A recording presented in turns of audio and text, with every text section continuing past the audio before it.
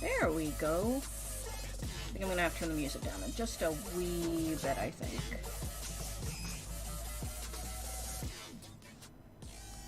There.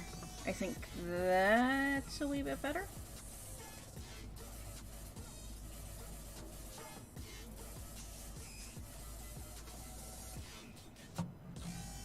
Hi, guys.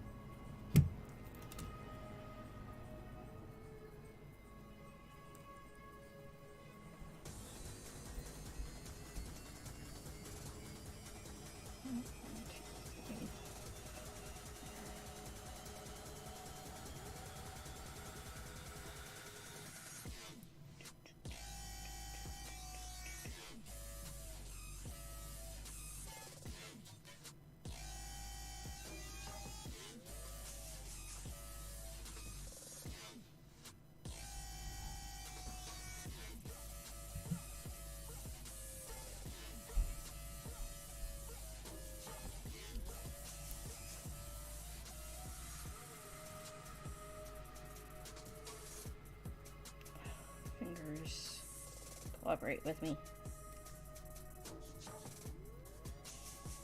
Come on, get in there. There we go.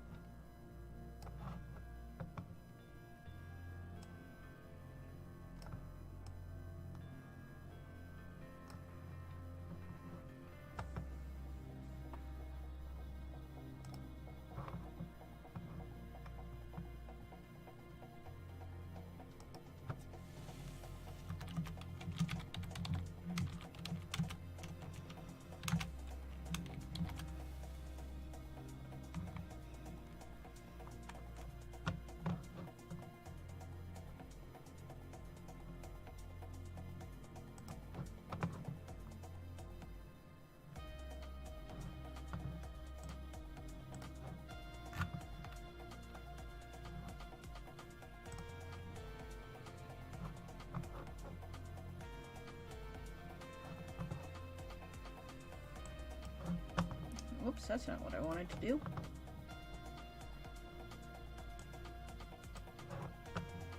That's what I wanted to do.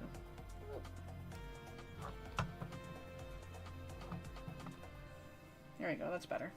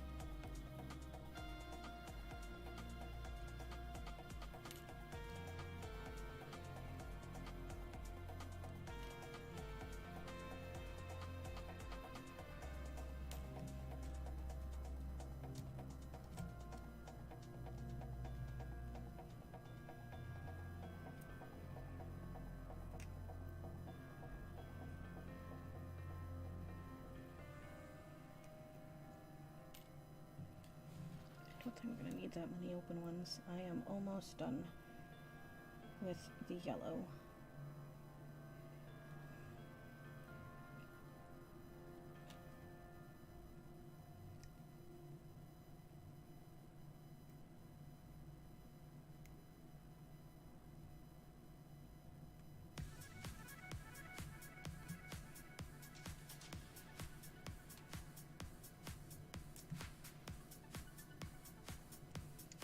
This entire lanyard was done in Byzantine using 18 gauge, 5 30-second rings.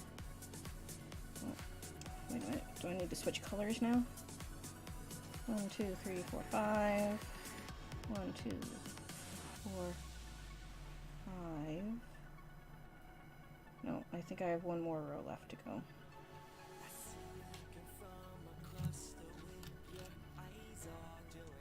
Check here. I think I have one more row to go. Yeah, I do. One more row to go.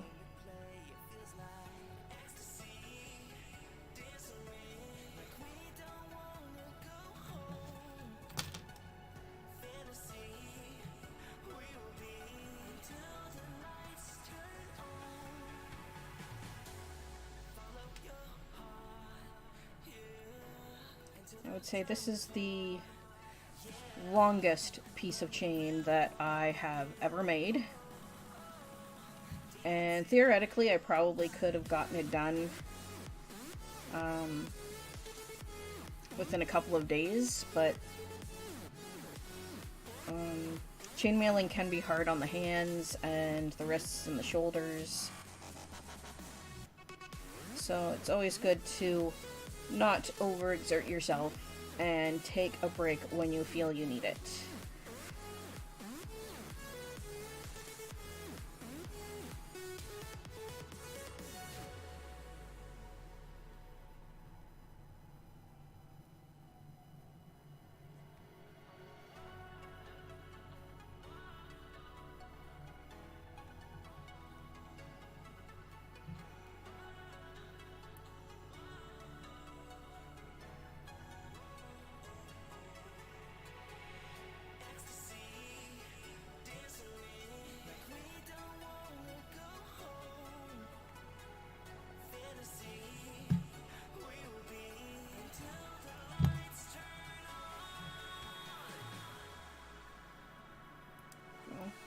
I think we're good to start on the next color.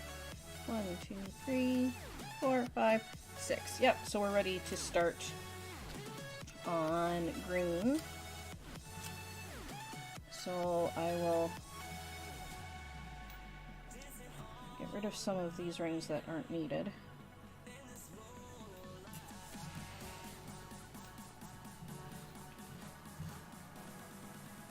I'm eventually going to need more purples. We're done with the reds.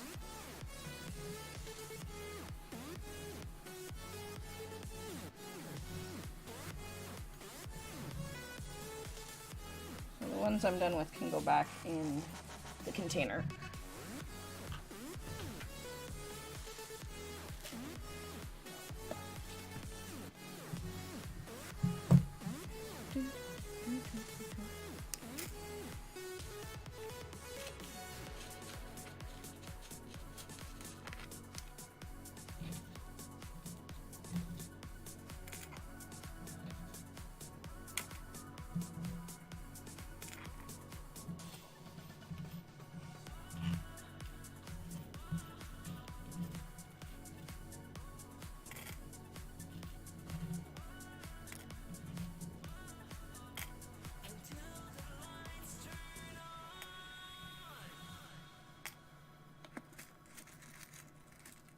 Hope I have enough green. Running low. It was not a color that I ordered, so I'm gonna have to do another order of green soon. Definitely gonna need some more blue and some more purple as well. Blue. And purple.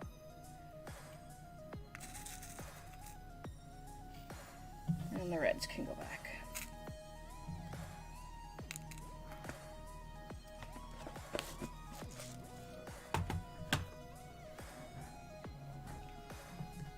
Alright, let's go ahead, we'll open up our green rings.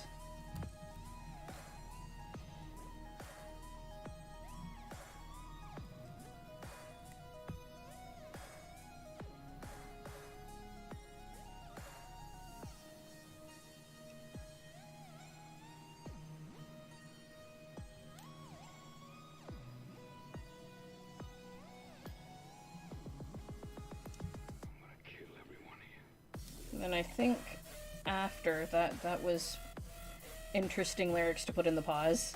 After we're done working on the lanyard, I'm going to take a bit of a break and we will play a game. I don't know which game yet, but we will play a game.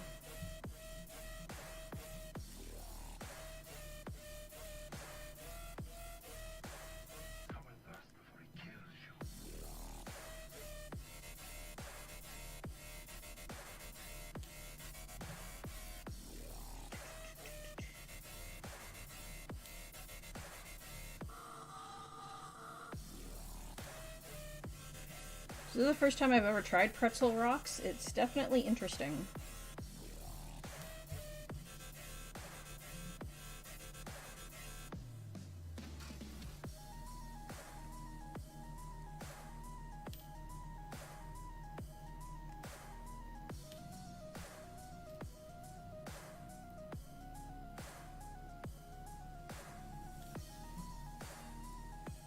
Opening all the rings.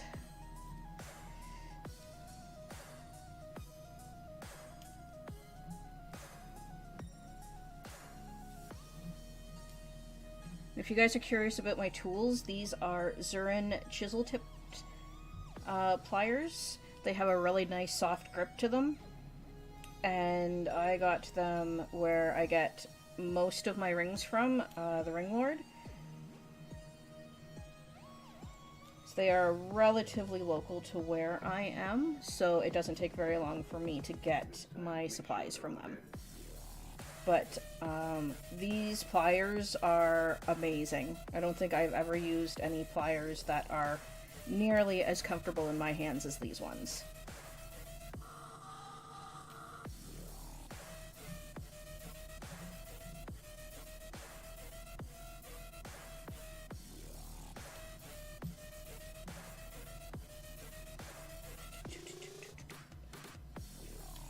I hope everybody has had a fantastic day today. Mine's been pretty good. The freezing rain finally stopped, although it got cold after the freezing rain and really windy.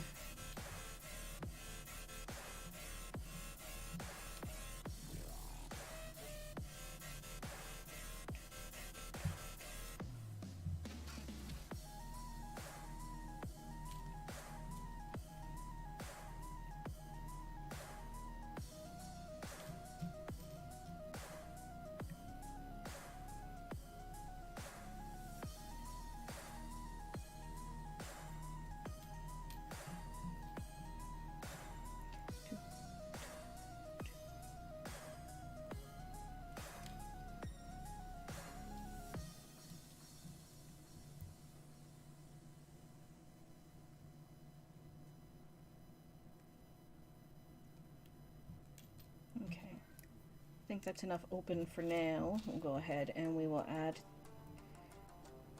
the green to our giant lanyard.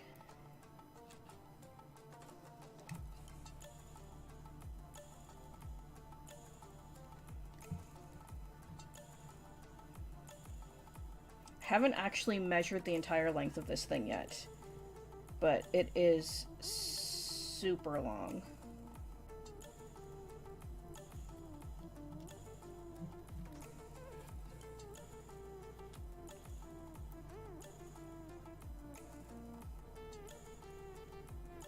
I'm actually kind of curious. I might measure it just to see how long it is.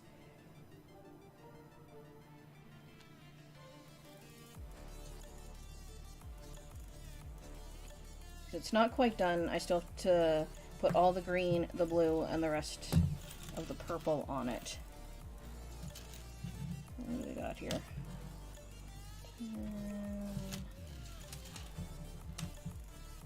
20 random ring. So it's about 26 inches long right now.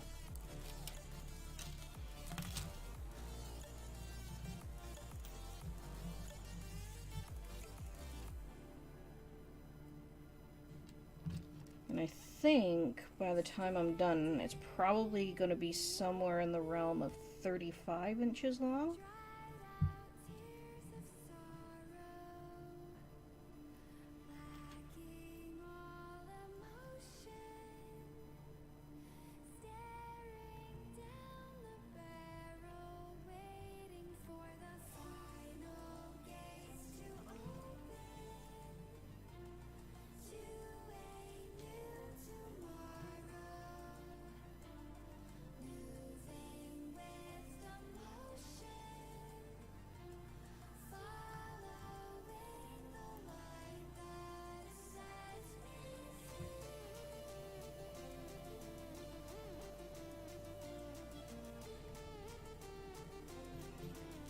Hoping to get a few of these done in time for Montreal Comic Con. Now, the convention's not until July, but chainmail isn't exactly a quick art unless you have quite a few years of experience.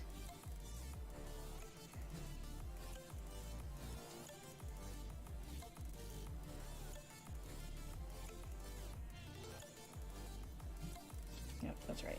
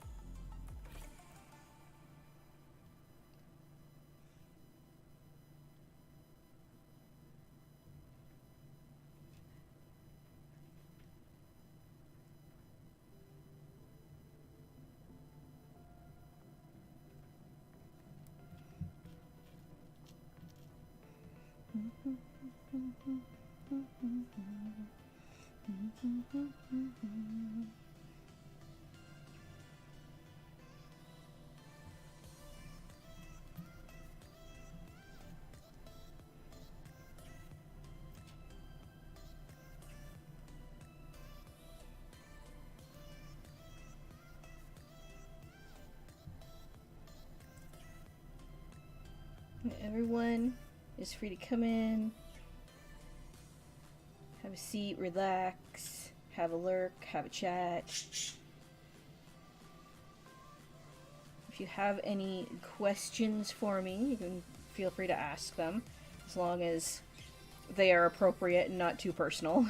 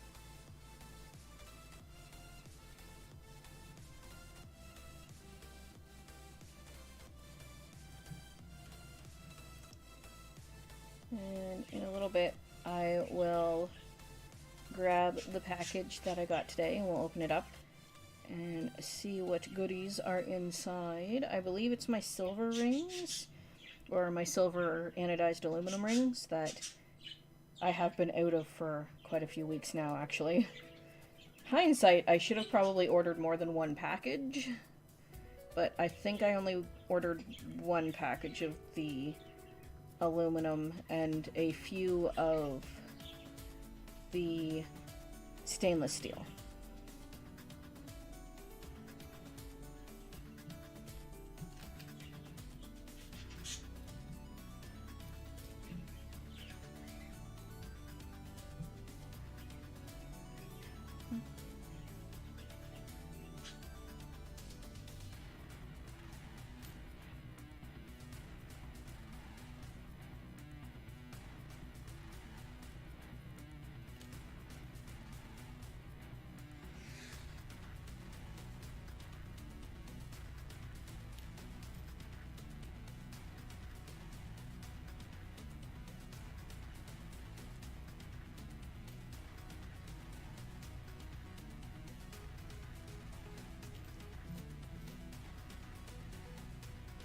These guys are so tangled up.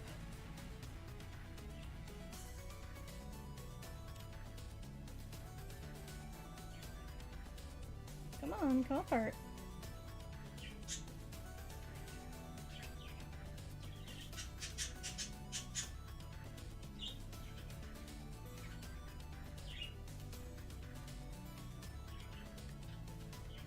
There we go.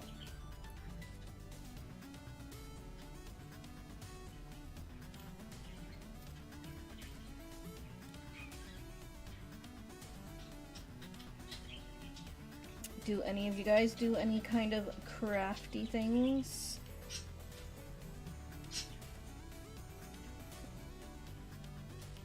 It's chainmail, knitting, sewing, crocheting, drawing, painting.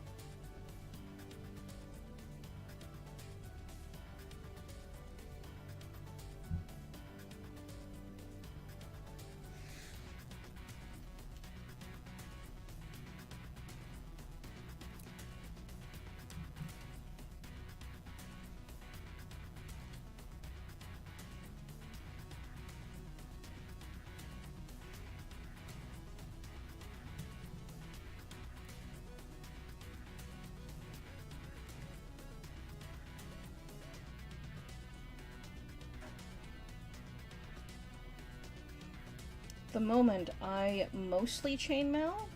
I do like to draw. I took animation for a bit when I was in college. And I've kind of sort of started to self-teach myself how to knit. I think so far I've done a few scarves and a hat. That's as far as I've gotten as far as knitting goes. I've tried making like gloves and mittens, and those are really hard. Oh wait, I did do a sock once. Only one, and it turned out to be way too big for my foot.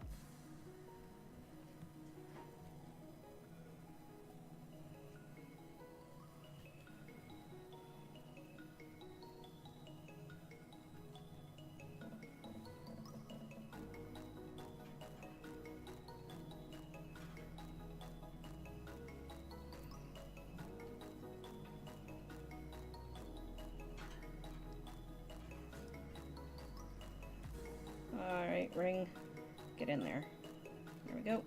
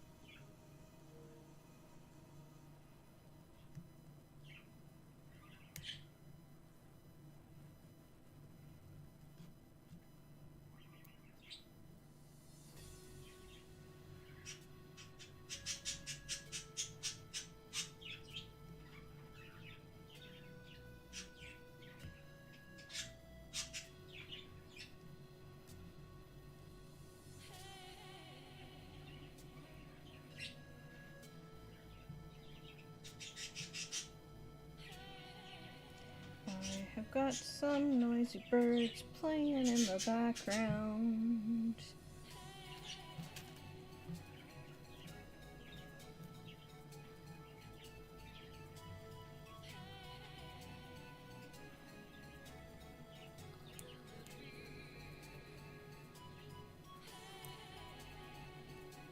Actually, they're not quite as noisy as they were last night.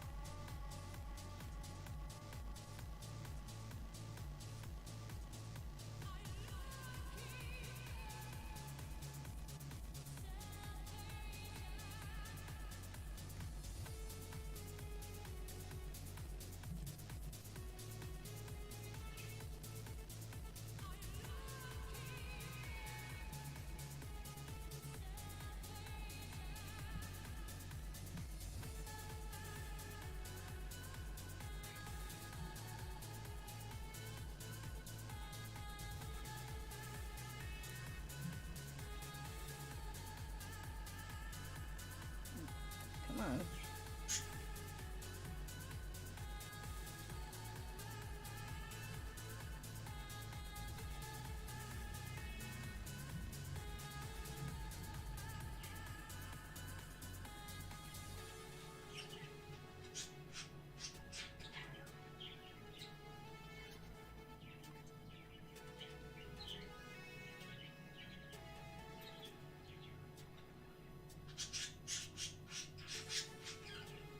One, two, three, four.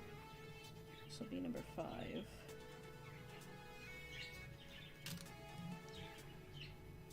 We're almost done with the green. Once we're done with the green, I will go ahead and I will open the package.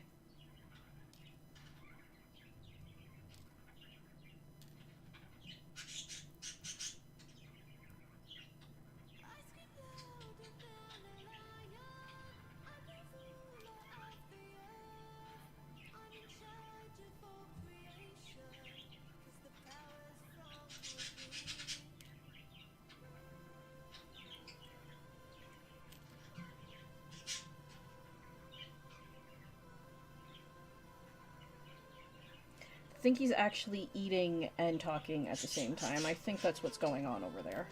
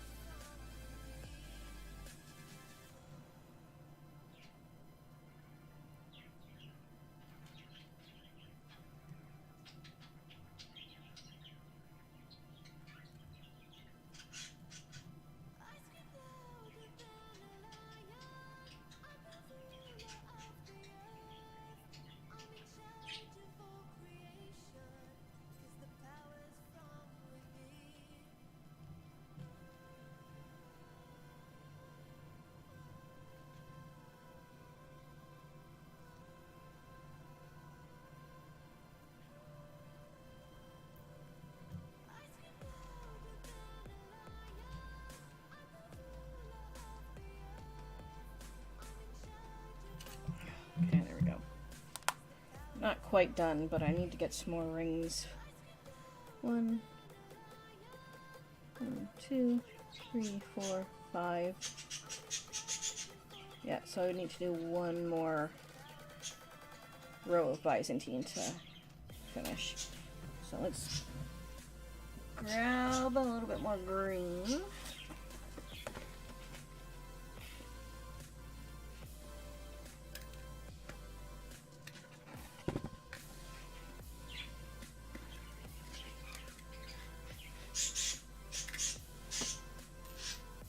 There, that should do it.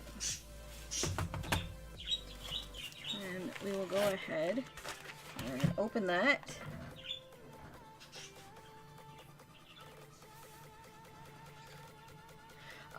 The chainmail weave is Byzantine.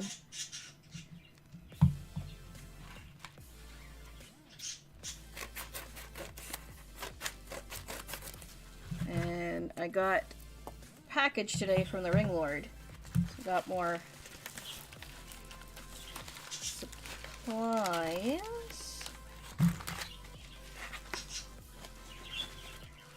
Oop, things are falling out of the envelope. Let's see.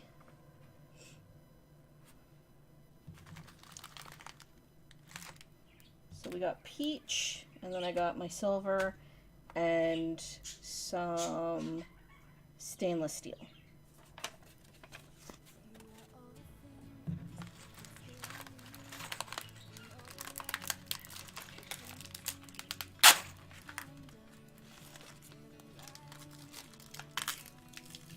No, it's just the regular. Not sure if my camera will focus. Come on, camera. Come on, camera. There it is. So yeah, that's like the regular Byzantine.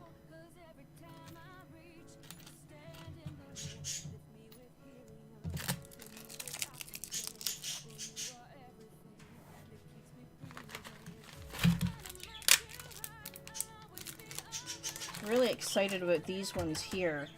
They are, I guess they were a special order, and they had extras that they were selling.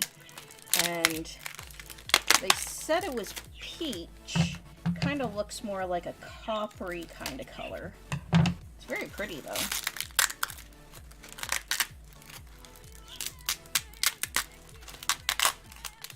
They really know how to tape everything together really well. Yeah.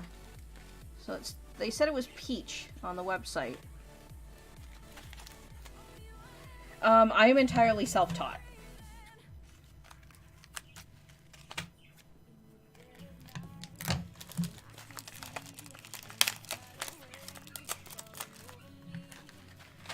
I started back when it was a little bit harder to get information on how to do a lot of chainmail. So I went to a few different gaming conventions where people were selling chainmail. And the first weave I learned was a box weave, which is basically like a European 4-in-1 kind of folded in together to make a box pattern. So that was the first one I learned. And then the European 4-in-1. And there used to be a lot of really helpful websites out there that showed step-by-step, like pictures on how to do a lot of the different weaves. Some of those websites don't exist anymore, but there's still, oh, what is it? It's like a chainmail message board type thing where people can post tutorials and different weaves and stuff like that. But yeah, those are my stainless steel. I got those to make a pendant that has a captive Rivoli crystal in it. They look really pretty.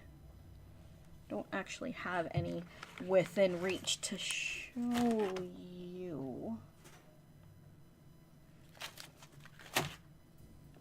But I started making them in copper, and some people don't like the warmer colors, so I figured that I would get some stainless steel and I do it in like a silver tone instead of like a warmer copper tone.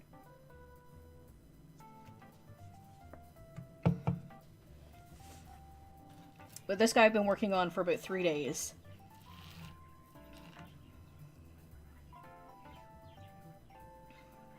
It is really long. It's almost 30 inches.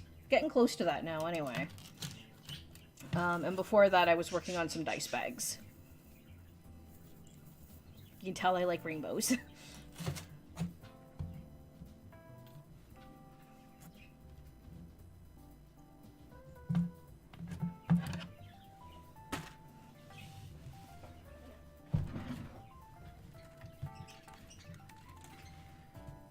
These.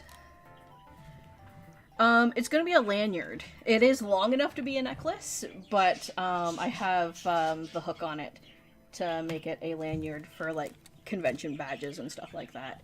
And I recently got a whole bunch of really, really pretty looking Rivoli crystals that I'm gonna be making necklaces out of.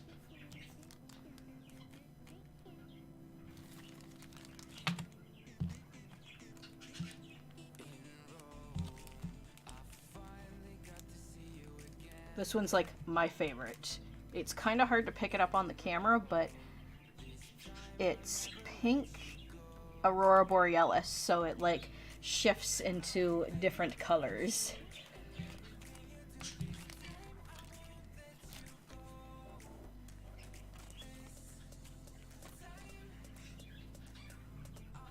Yes. Love the shinies.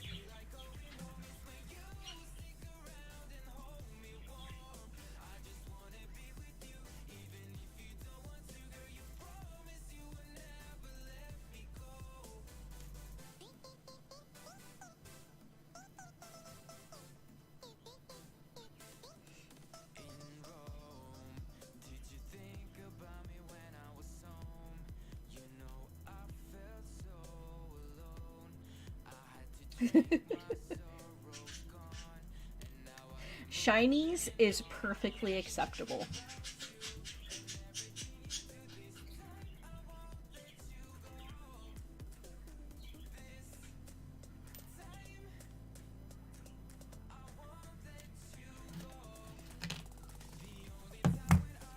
Yeah, so these guys are pretty small. These are 5 32nd rings in 18 gauge that I'm using. Usually I work in 1/4 rings, which are these guys, so they're quite a bit bigger.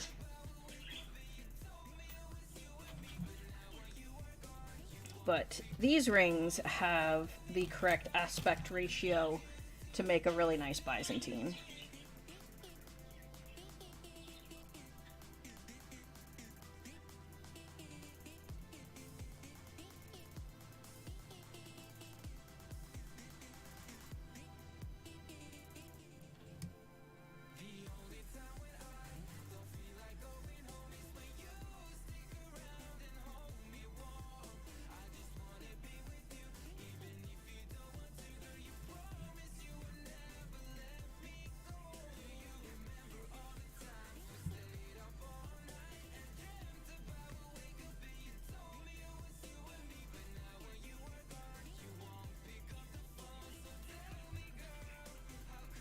I'd say I'd be like super glad when I finally get this one finished, but I have a few more that I'm doing after this one is done.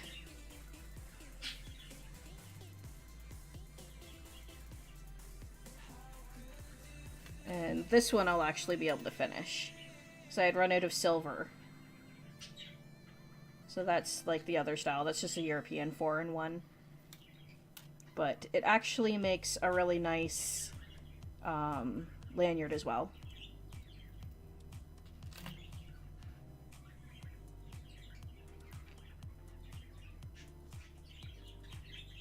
Chainmaille lanyards to be awesome when it's done. Yes! Actually, I do follow Yvonne Williams. She has some really nice tutorials up on YouTube. Oh, hello!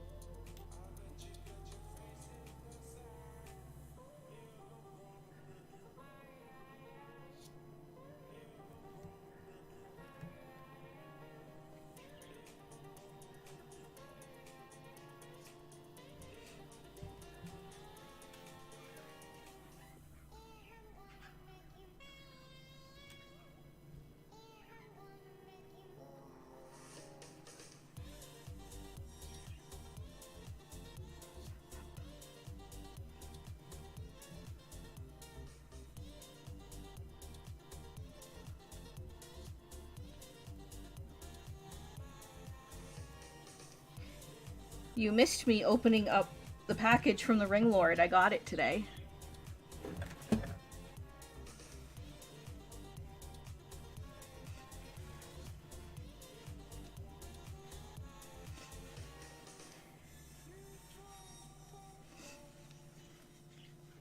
Yeah, the peach that I got, that was like the custom color that they had.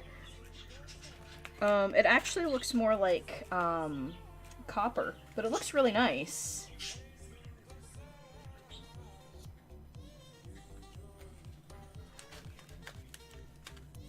Yeah, so they don't, that was a custom order that they're just selling off the rest of. It's not a color that they normally carry, but I think they should, because it's actually a really pretty color.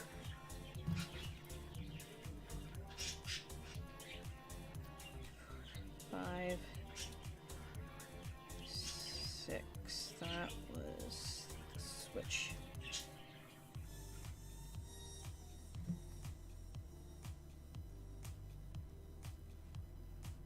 Last night I wasn't paying attention, and I was on the orange, and I was just like talking and talking and talking, and I had like so much extra orange that I had to go back and take it all out.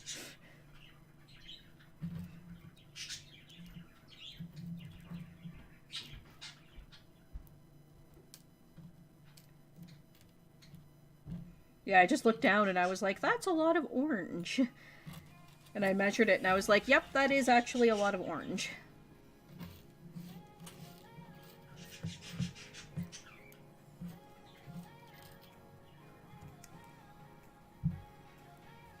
Yeah, I was saying I probably should have gotten more than one package of the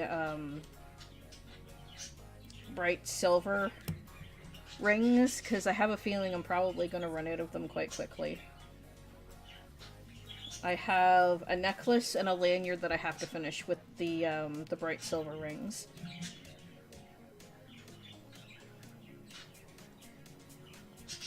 I also have to get some more green.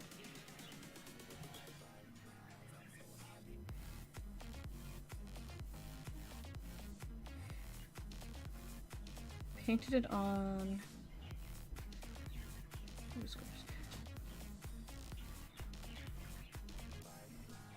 Binge bought nail polish from the dollar store for a few months. I haven't had much time or wish to do any dragon's eye paintings. Oh, that's a bummer. I have seen her her dragon eyes. They're really cool. The 532s. I'm pretty sure I got an extra bag of the 1/4s. But it also depends on how many dice bags I'm planning on making with the silver.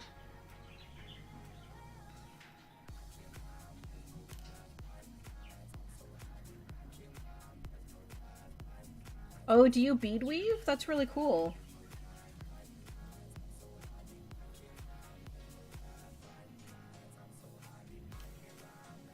When I saw her tutorial on doing the Dragon Eye cabochons, I was like, oh man, those would make like really awesome pendants for chainmail necklaces. And I also was a little over ambitious and never really got around to making any of them, because I think you need resin to do it, and I haven't been able to get my hands on any resin.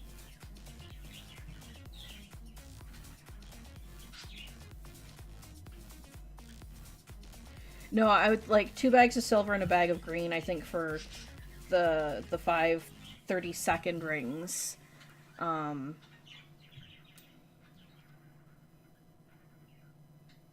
just opened my bag of black rings in the 1/4s.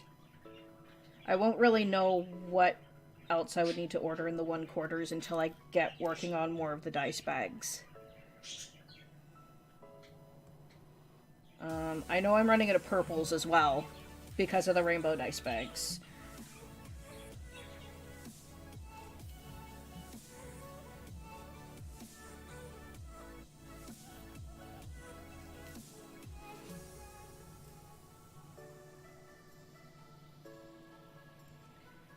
I really wish the Ring Lord had violet.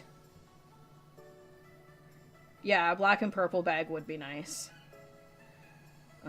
But the Ring Lord doesn't have violet in the 1/4s except in the matte machine cut ones. Yes, that's the lady in Newmarket. That's, that bead lady.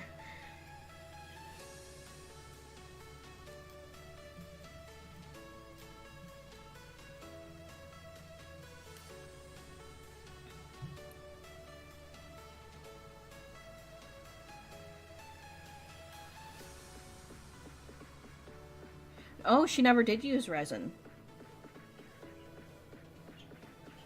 Okay, yeah, maybe that's what I saw. I think I saw her casting some resin in some silicone molds. I believe in that way it's probably a little bit more cost effective. My phone is vibrating like crazy. So that you don't have to buy the cabochons, you can just kind of make them.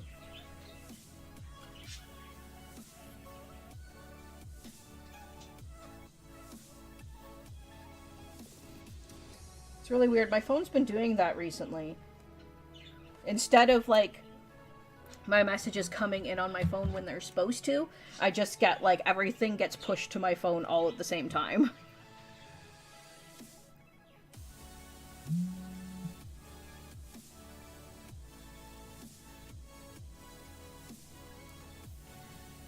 I don't exactly know what's happening, because, I mean, it always stays connected to the internet.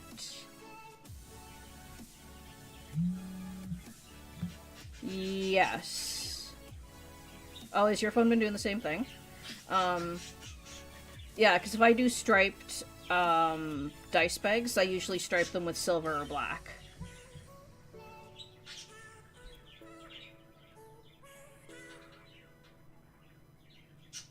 It's the same with my chokers and necklaces. I usually pair black and silver with a color.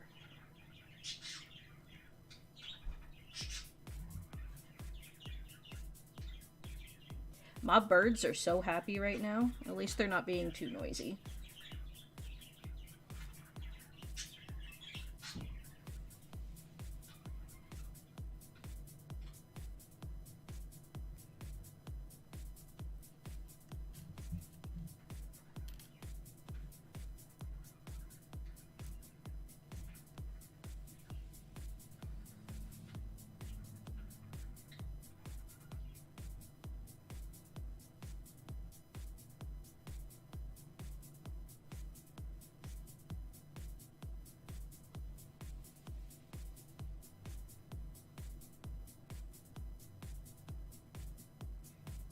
Oh, she's using pigment powders now.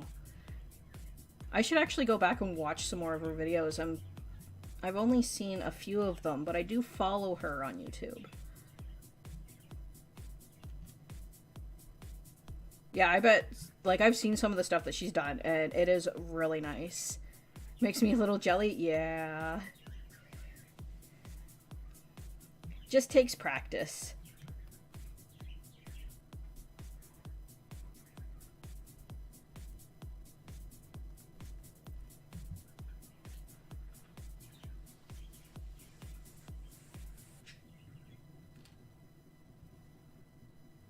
So I know there are a lot of amazing chainmailers out there too, and I'm like, wow, wish I could do like half of what they do.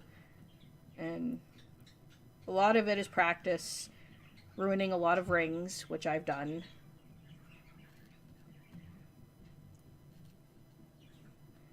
I also admit I have rage quit a few times. Oh, are they?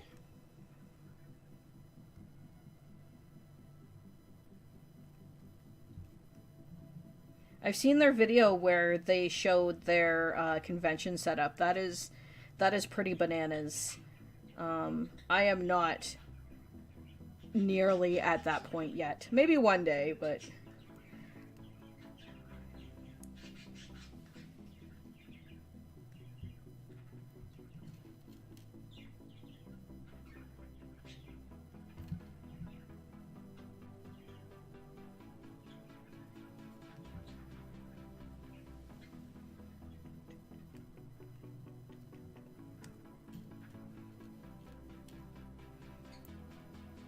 I haven't quite graduated to selling in like a dealer's room.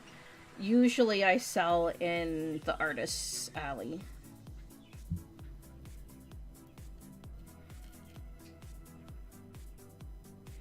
Dealer's room someday though. That is a big goal, to one day be able to get in and be able to sell in a dealer's room at a convention.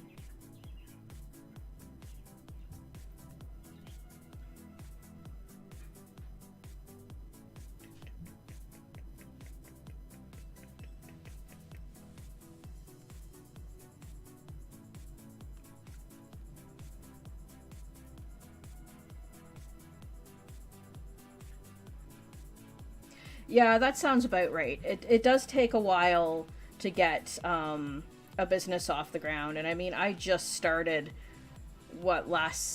just this past summer. So, still have quite a bit to learn.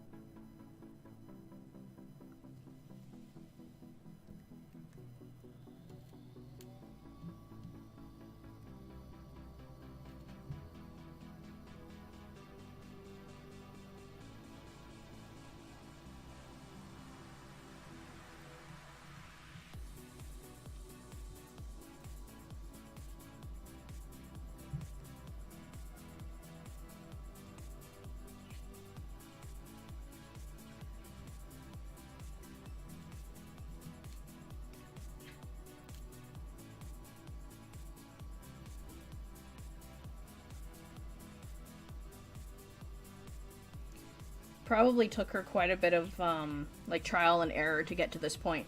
Her displays are really good. I would love to have displays like that. Fedara and I made a wooden display for a convention last year. It still needs to be painted, but I mean, it does the job. I would love to get better lighting for it. Yes, must paint. I would love to get better lighting for it as well. Won't be able to paint it until it's like not winter and gross outside. Because that's definitely something that has to be done outside.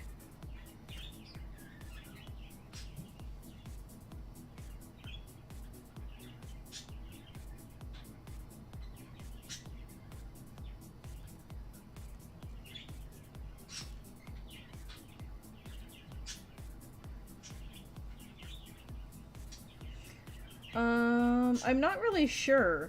I just know that they would have to be battery operated because there is lack of electricity in places.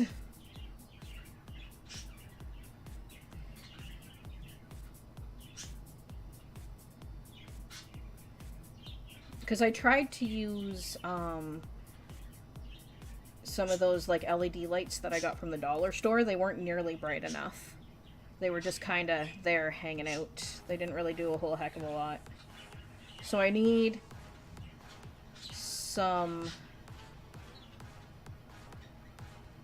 really bright, but not like bright, blinding bright lights for it.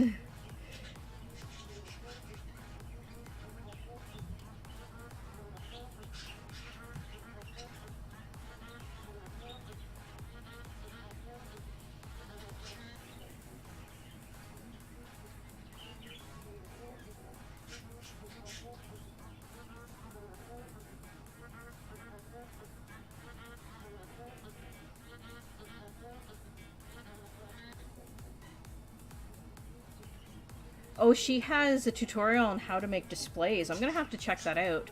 And yeah, teamwork is definitely really good for stuff like that. And I would not be able to do nearly what I do without Fedara's help.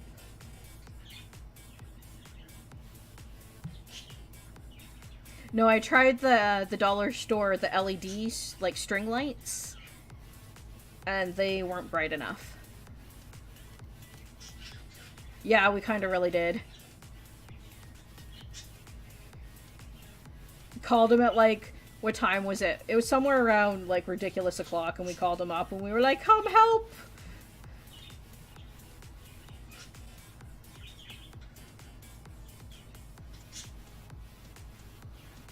Yeah, it was like definitely some flavor of midnight o'clock when we called him.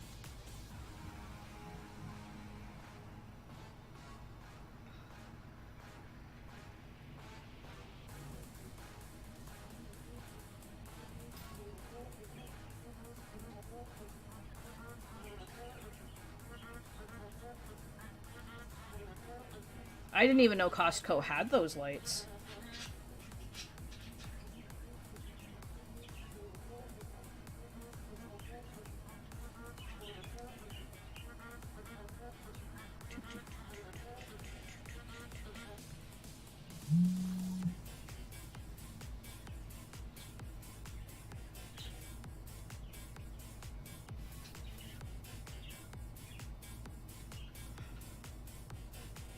Oh, so close to the end of this. This lanyard is bananas. It is so long.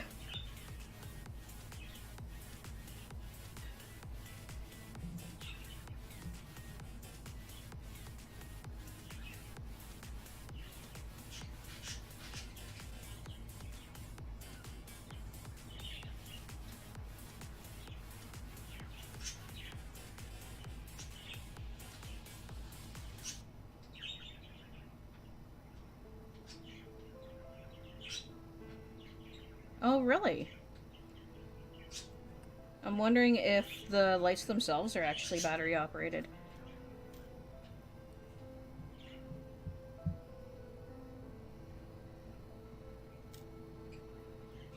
Or if they have a battery operated version of them.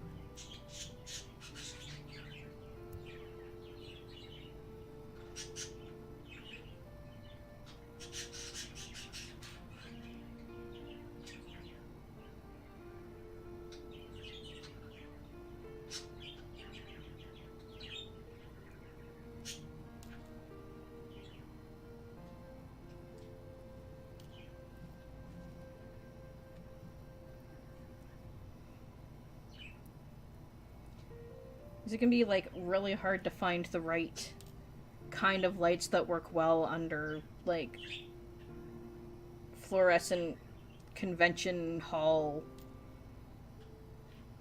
kind of lighting.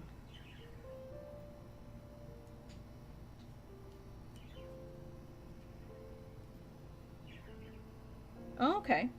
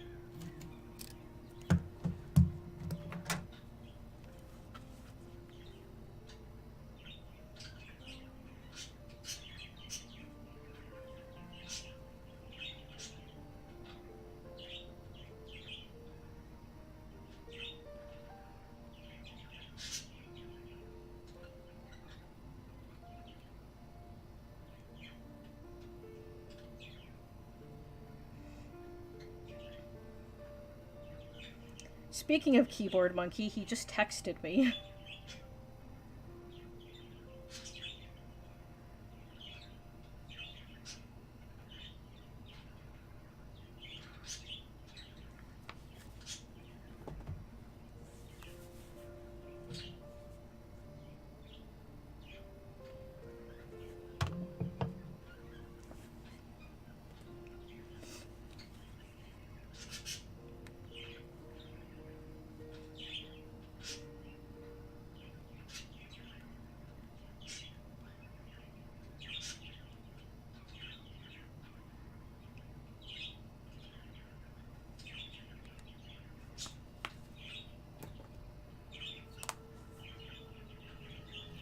Apparently he just got home from work.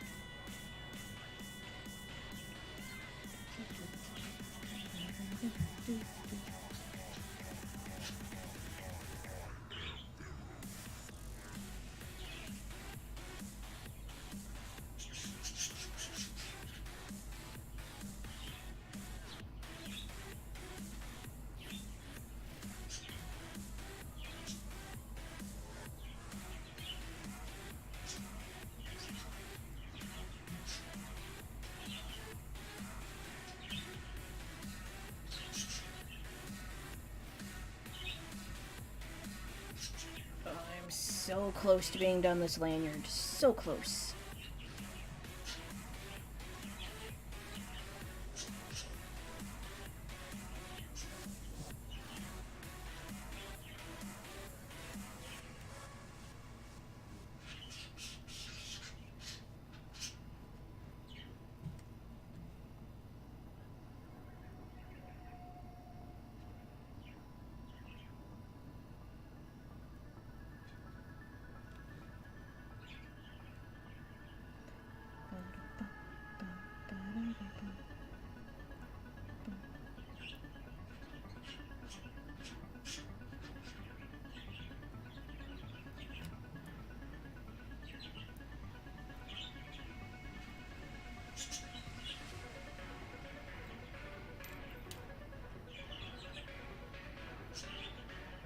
No. Measure it once it's done because I'm actually quite curious as to how long this sucker ends up being.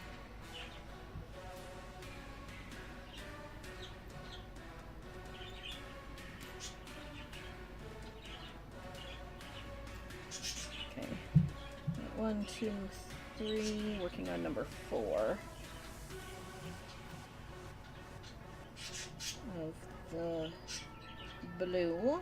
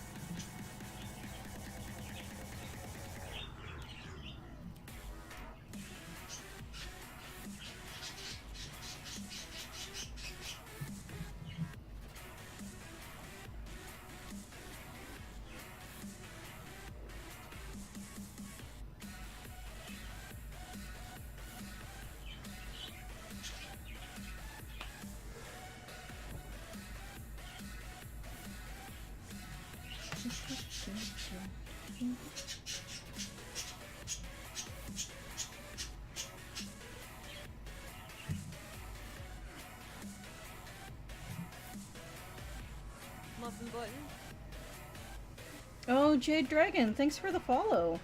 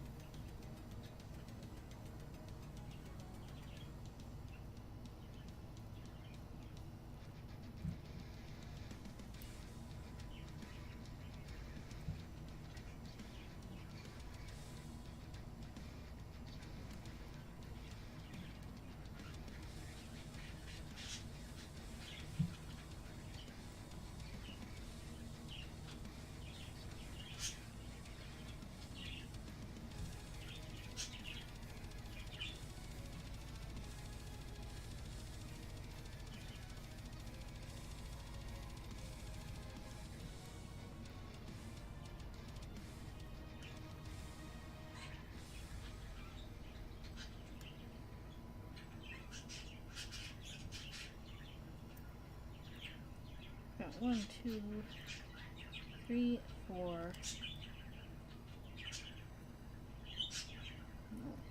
that one's going to be on the other side.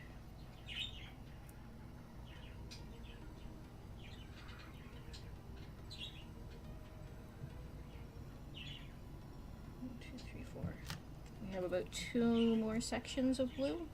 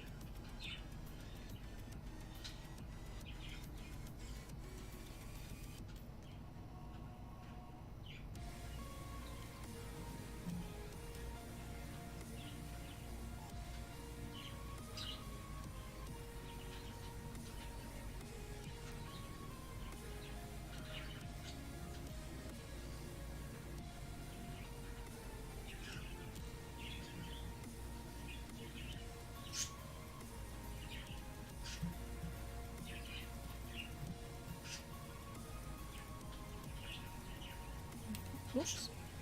Dropping rings again.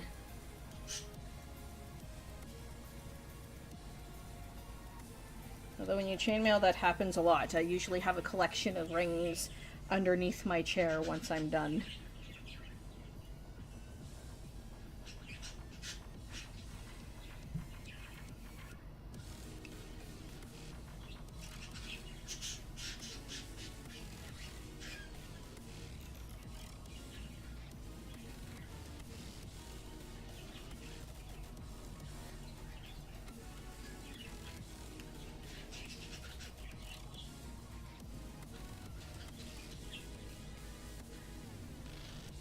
Oh, okay. Yeah, I'll definitely take a look at it. Thanks.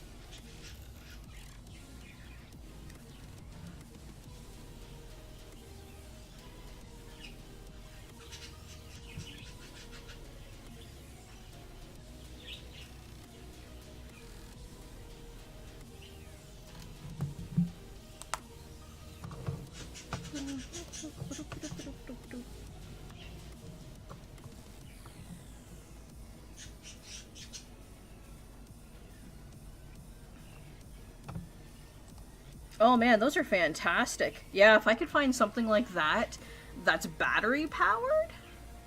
Hi E, how's it going? Those would be perfect. Because I would be able to put those around just the inside part of the display, and I think it would work really well. Chilling like a villain? Do you have Elisa there with you?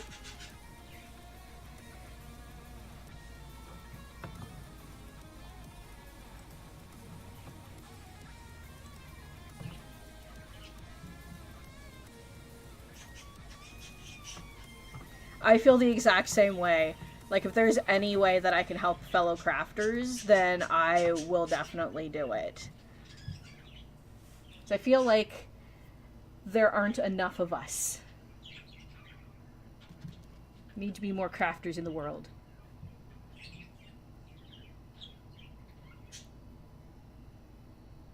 Your dragon skin.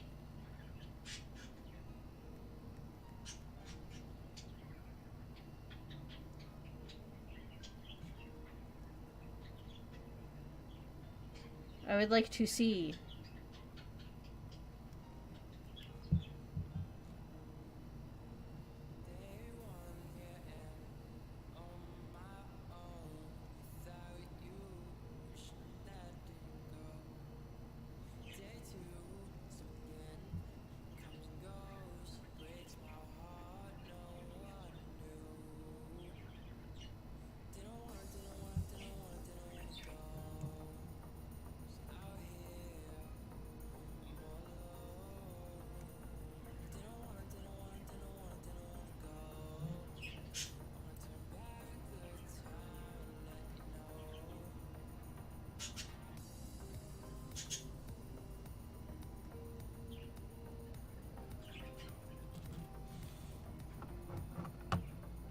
Let me see. Oh wow, that is really cool.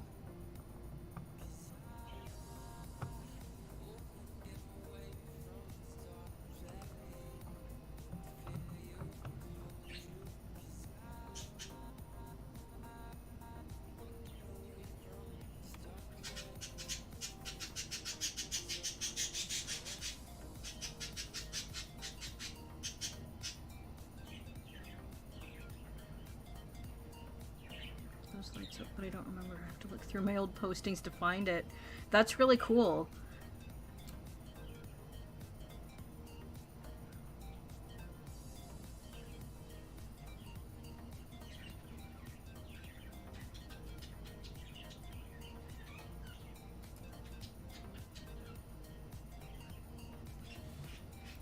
Let me see if I can stick it in Discord. E does not have Discord yet. Poke, poke, nudge, nudge.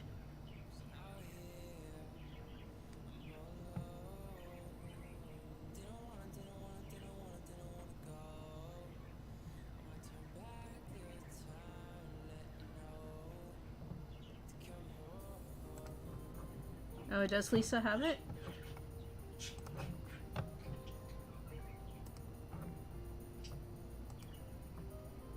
You keep forgetting?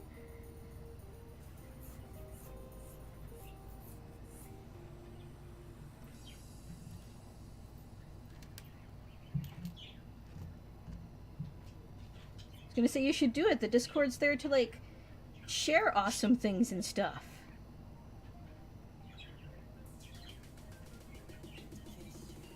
Oh yeah, you were telling me about that. How's your grandma?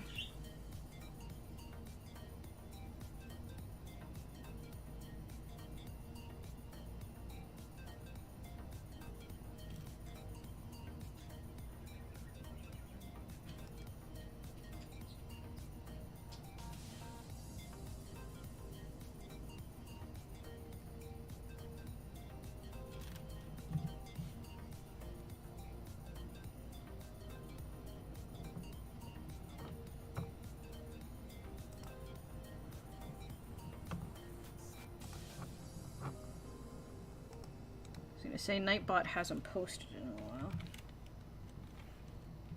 Oh, there we go. Boop. That's the Discord.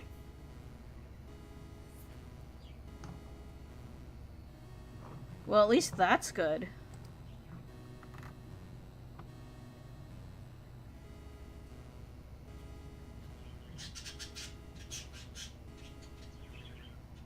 Crossing my fingers and hoping everything goes okay with the surgery.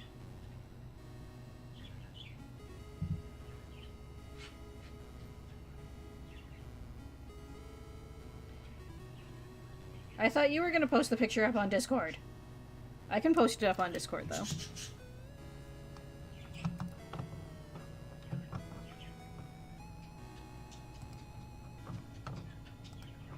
Oops. That's not the picture. That's the picture.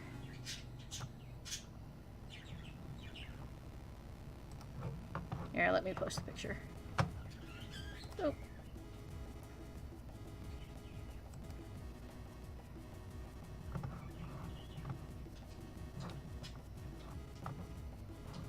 Come on.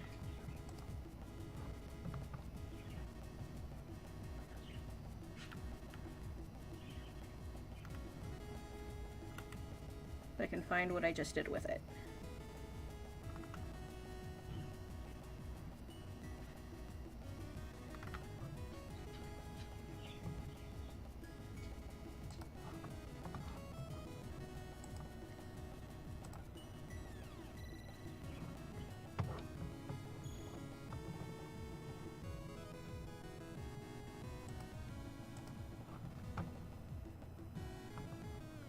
Here, picture, picture, picture, there it is.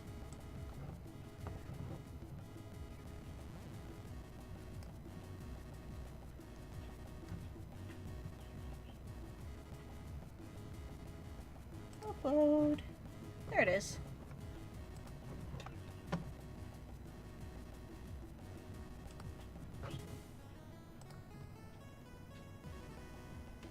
No, it's okay, I got it.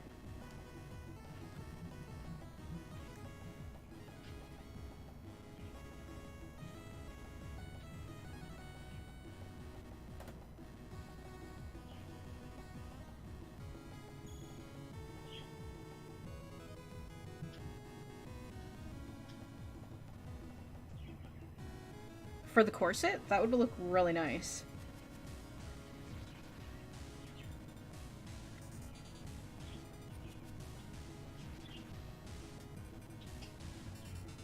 One, two, three, four, five. Where did you get the fabric from?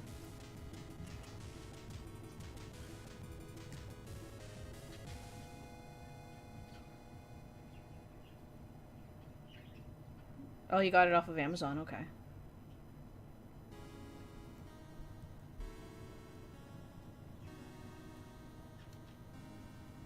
Yeah, I'm kind of curious.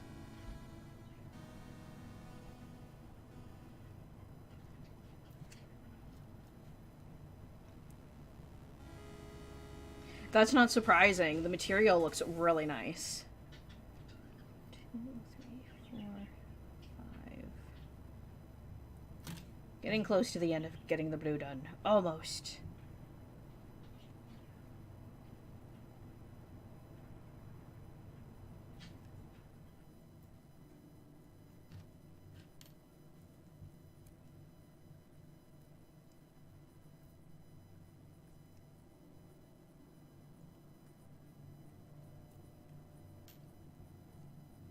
What type of fabric is it?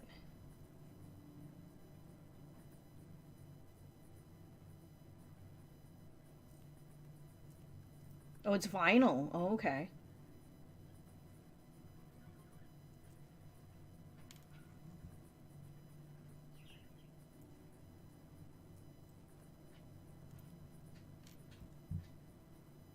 My Discord handle? Let me take a look. Because I know with Discord it has like a whole bunch of numbers at the end of it.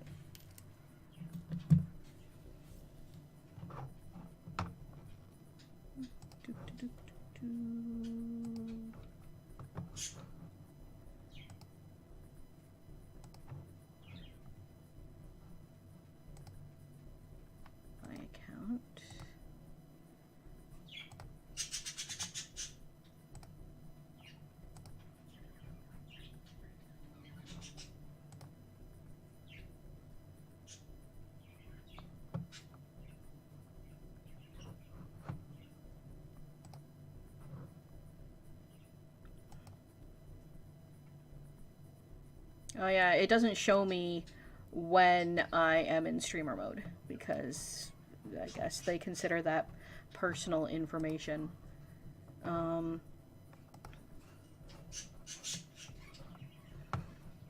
but if you join the Discord, you should be able to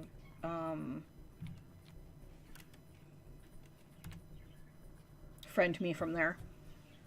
Hopefully.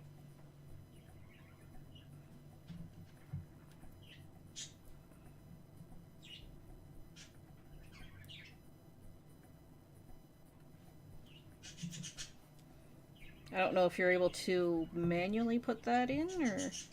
So I'm not exactly sure how you guys are watching, or if you can just click on the link and it'll redirect you.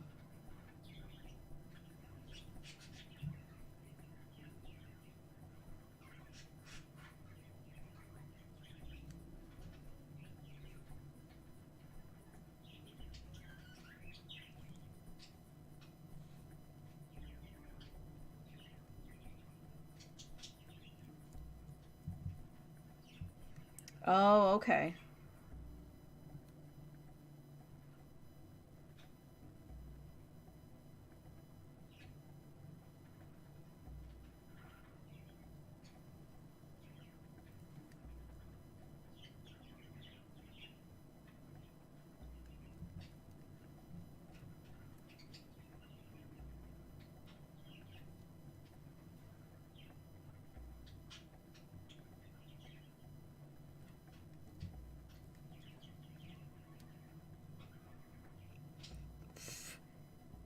What, you're using her as a heater?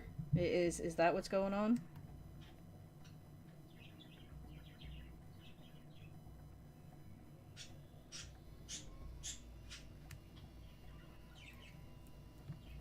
I can't rescue you, you're too far away.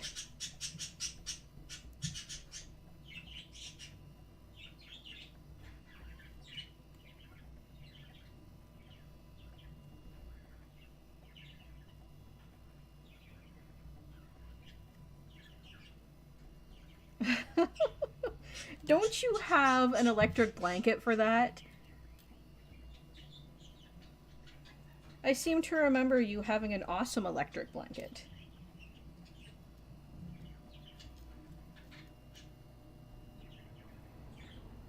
Okay, let me see if I can add you.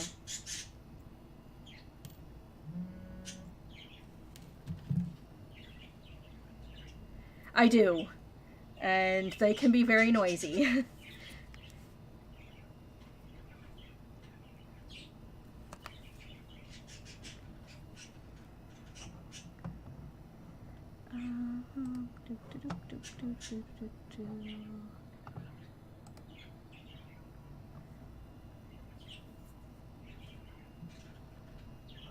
I don't want to add a friend to that. I just want to add a friend.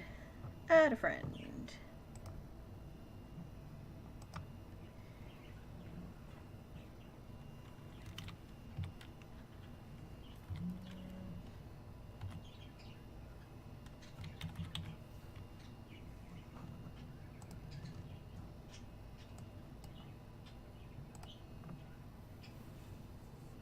The birdies are good. Miso's still a butt. VRA number 6114. For some reason, it's not... Do you have a capital on that?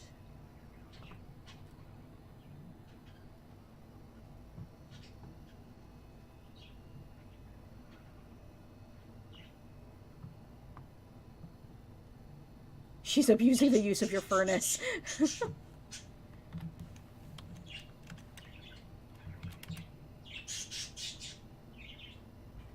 Okay, I added a capital. Yeah, okay. That time it worked.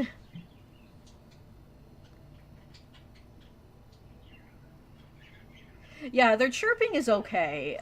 When they start getting, like, really rambunctious or they want your attention and start squawking, that's kind of when they get really loud and annoying.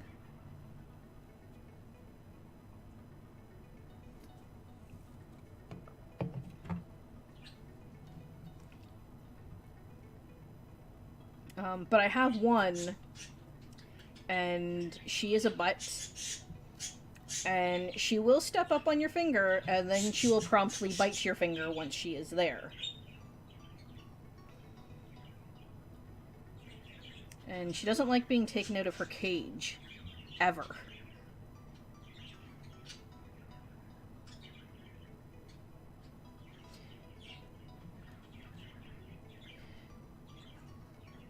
Yeah, the boy is the one that is the noisiest. Usually when you hear them, it's normally the male.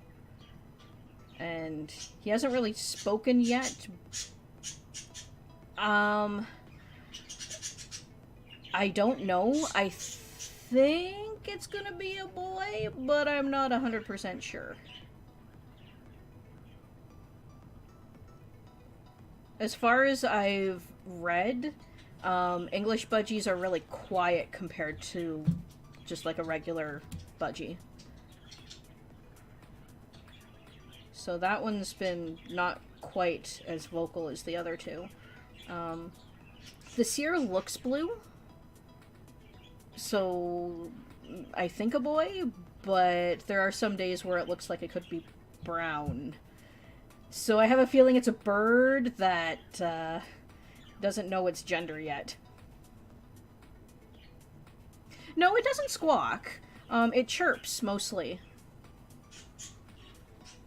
2, 3, 4, 5, 6. I don't think I've ever heard it squawk.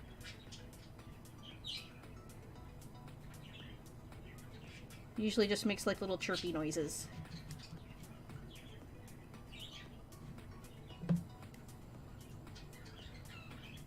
Oh, that one's gonna break. Oh.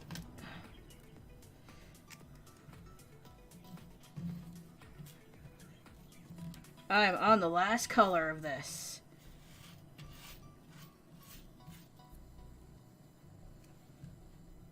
Not that I've noticed, no.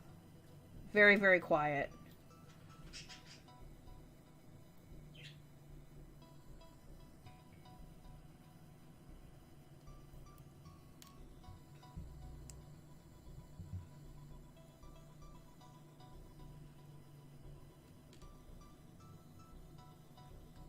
It's just kind of like the odd chirp. Yeah, possibly female. The guy that got them from the breeder said that he was told all of them that he had gotten were female.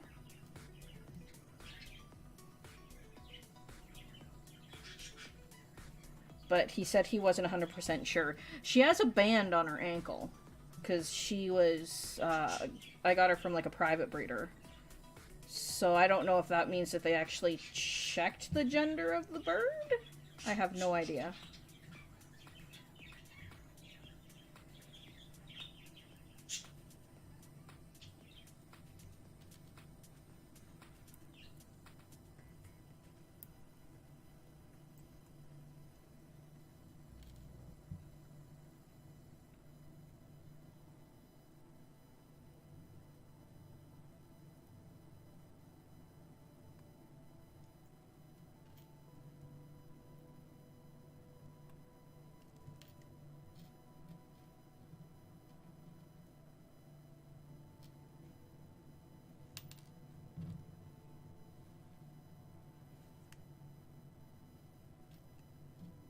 Oh, they're quiet now that I stopped talking.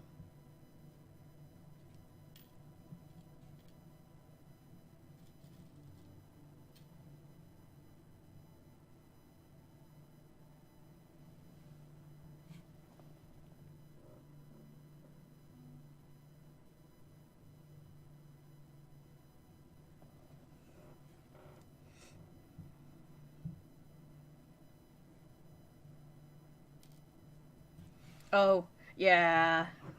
I can fix that. Boop.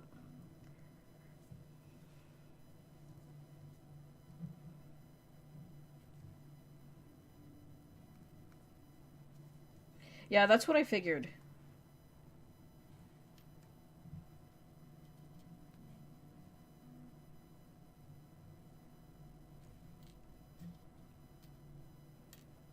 I just wasn't 100% sure because the seer looks awfully bluey purple to be a female, but I don't think Burb is really that old either.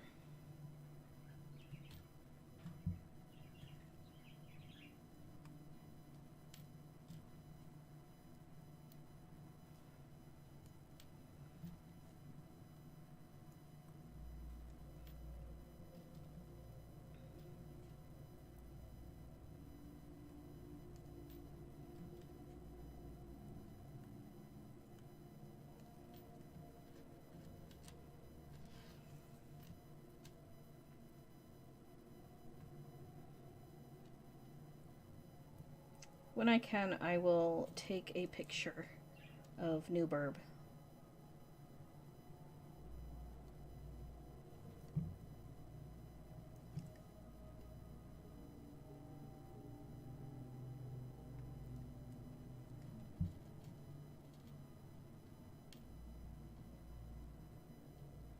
Yeah, that's what I figured.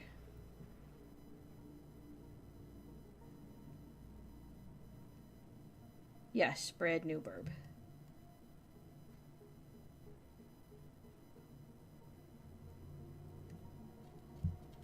Yes, like just recently acquired Burb.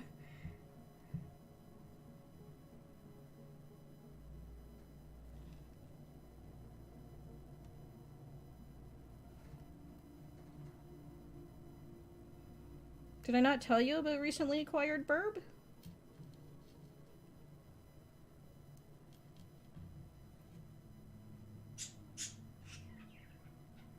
Recently acquired Burb was acquired, like right at the end of December.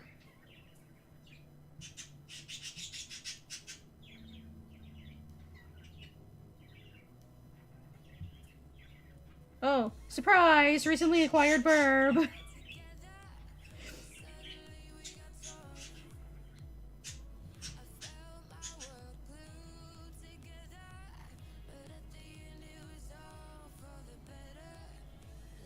See, what happened is I went into the Palmax that sells, like, the most bird stuff, because that franchise owner, he has a son conure that lives in the store, and he absolutely loves birds.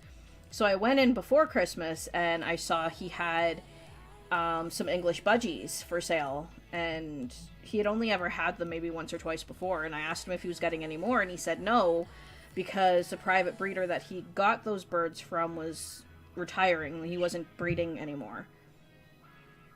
So, I asked him if he would hold one for me until after Christmas.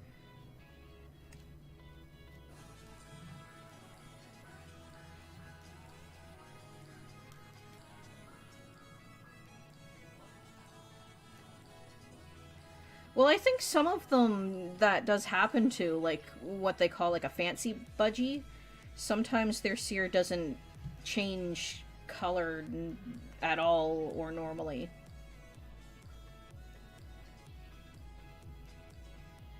But, like normally he sold his budgies, like his English budgies, for somewhere in the realm of between like $60 or $70.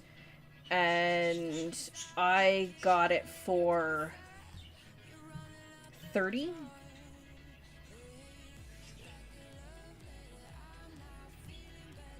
Because he didn't want them sitting around in the pet store.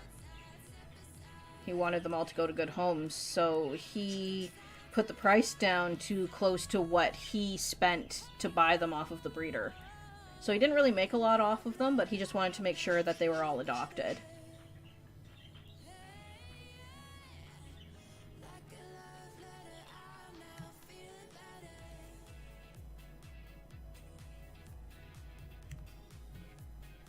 It was so nice of him to, like, hold the budgie for me without me putting, like, a down payment. Because, he only had... By the time I went and picked my guy up, he only had 2 left. The one that he was holding for me and another one. Like, regular budgies for $70?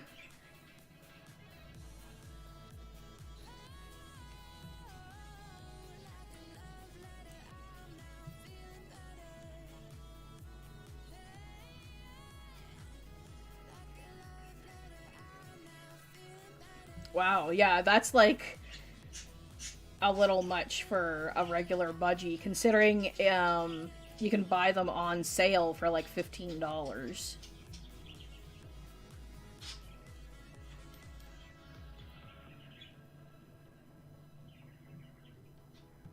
Oh, that's not surprising. Wonder how many budgies he sells for $70. Or they. I'm guessing probably not many.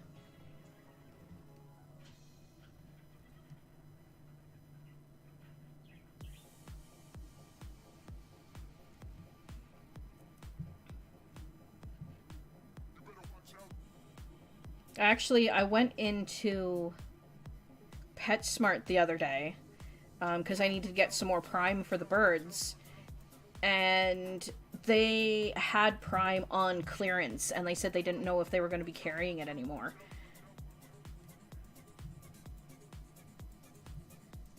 I mean, I picked up the 2 containers they had left, but now I'm all like, where am I going to get it from? Because a lot of the Palmax here don't carry Prime. I think maybe only the guy that I got my birds from.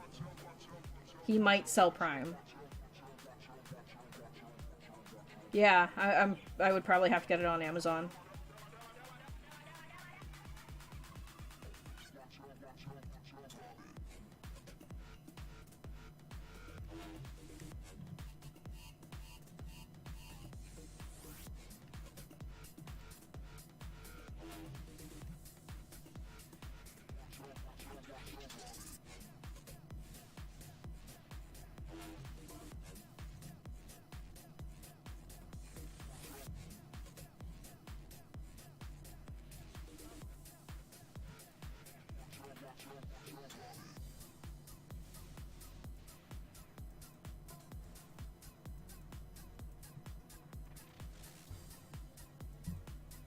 Alright, Jade, no problem.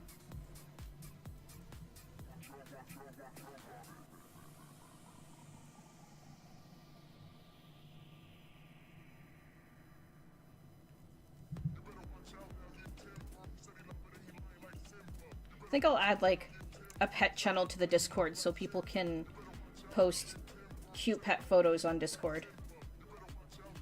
I'm sure E would love to plaster it with, like, a whole bunch of photos of Shinobi.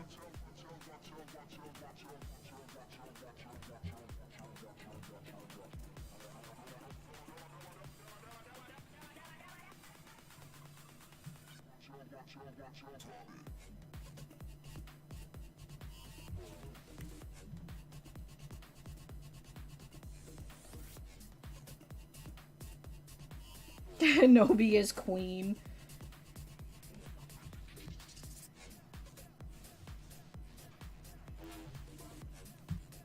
Yeah, she's a big floof.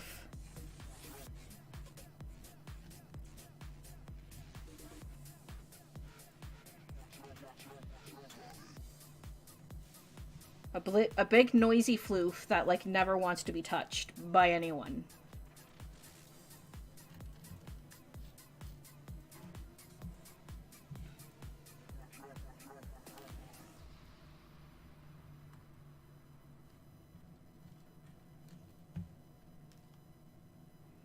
Gone to pet the floof.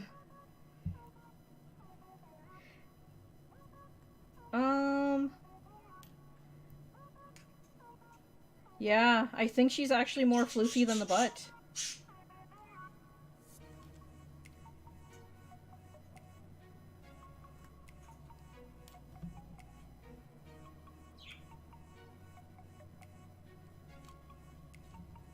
So I know the butt's pretty floofy too.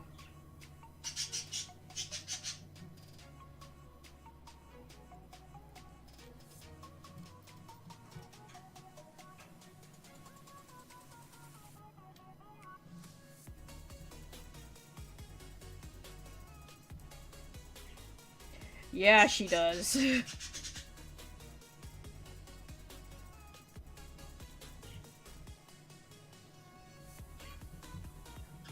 She tricks you. She's like, you might pet me, and then a split-second decision, she's like, I noms everything.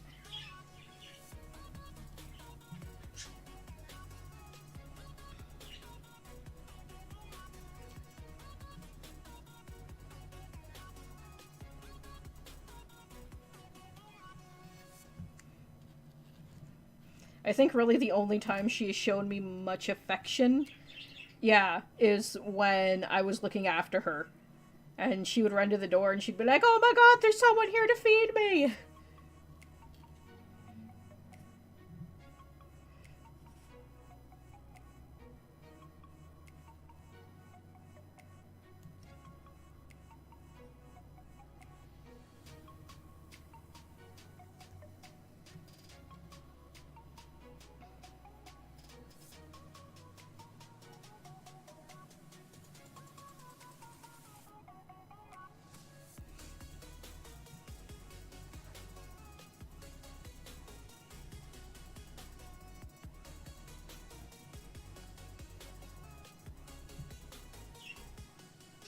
Does he get jelly? Aww.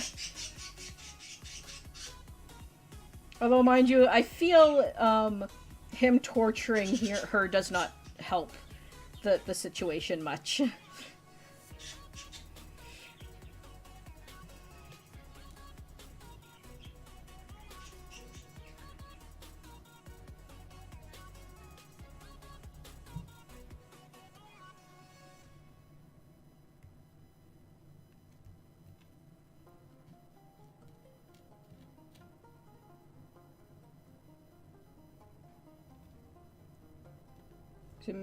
The butt gets scooped so often, and she's like, "No!" Yeah, overly enthusiastic affection, yeah.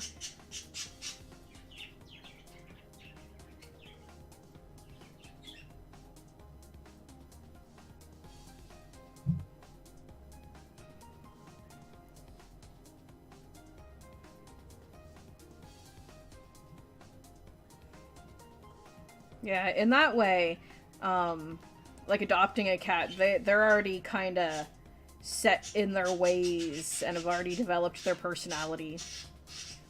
I think if he really wanted a sack of potatoes that he could scoop without protest, you would need to get a kitten and kind of teach them to tolerate that kind of affection.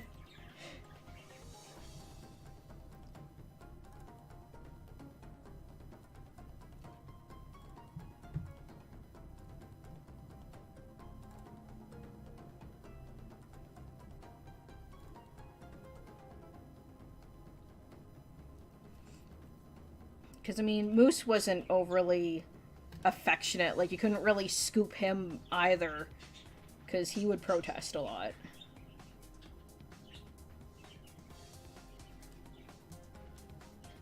She is quite tolerant.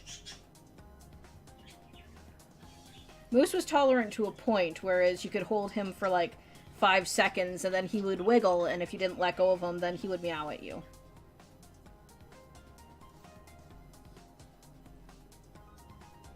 E knew that a lot, because she just wanted him to love her, and he was having none of those shenanigans.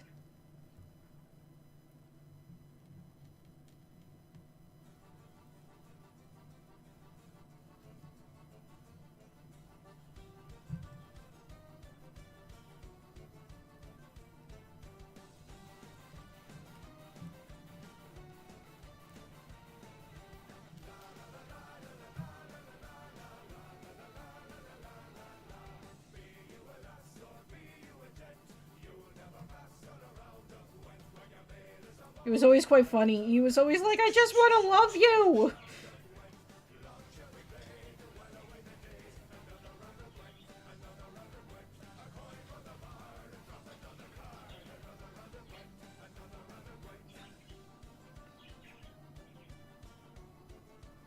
I was gonna say, this is quite the interesting song, and then I saw what the title of the song is, and I'm like, oh, it's a,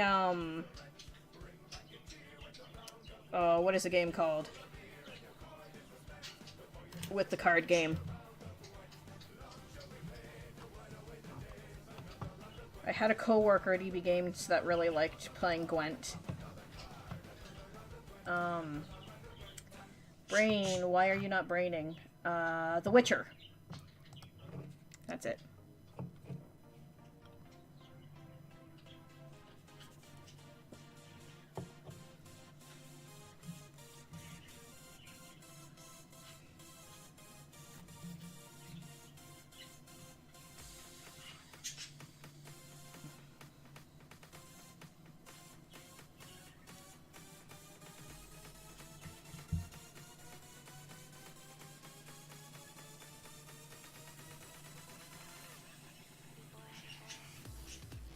Yeah, I decided to check out Pretzel Rocks. One of the streamers on my stream team, One Up Girl, she uses Pretzel Rocks when she streams. And it's supposed to be all, non-copyrighted music so that it doesn't, mute any of my videos after the stream. Because I noticed some of my videos got muted because of the music I was listening to. And I hadn't realized that was a thing, but apparently it's been a thing since November?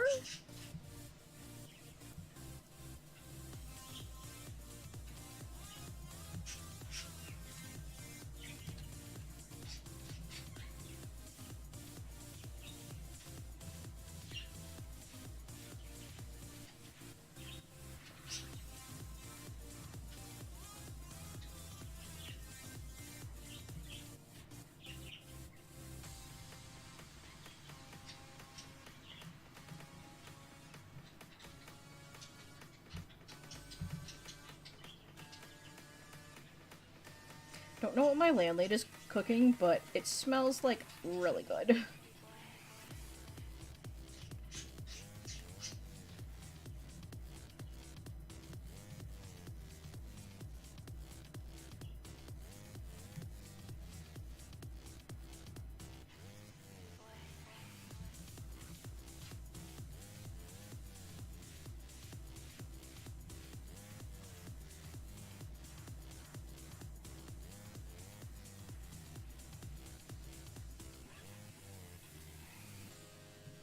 Oh, welcome back, Jade. Your friend is making a fursuit? That is awesome. I have tried making a fursuit head before. It's a lot harder than it looks. I lost a lot of my foam that I was using in the move, and the head that I'm working on has to be redone. So I have to wait until I get some more foam in order to redo the base and everything for it.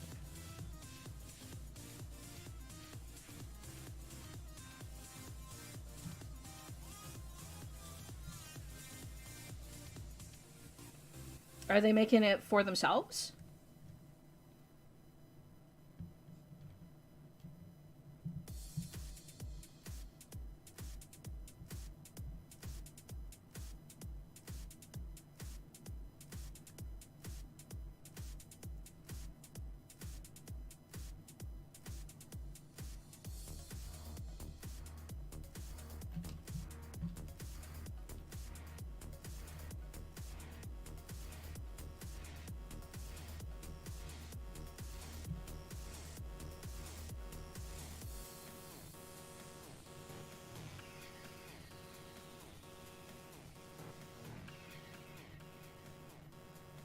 Oh, that's really cool.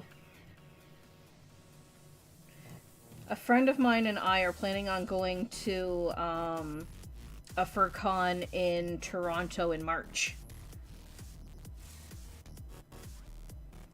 And I'm just like, it might be a little bit overambitious to try to come up with something in a month. I'm not sure if I could actually pull something together in time to do anything. But I usually go and have fun and take lots of pictures.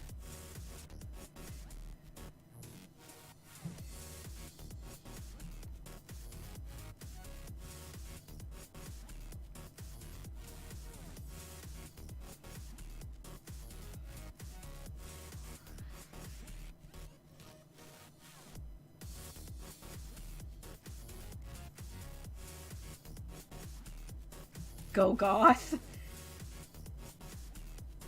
Don't know if I actually have anything in my wardrobe that would count as being goth.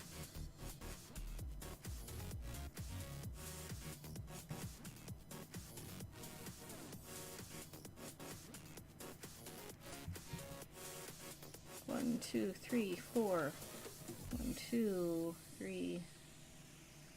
2, 3, 4. Your solution for everything, yeah. Go goth!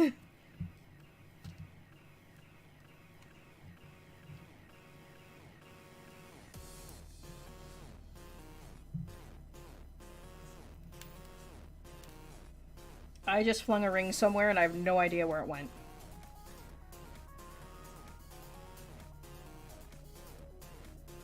Oh, I hear you there, Jade. You have a car now? You should come and visit.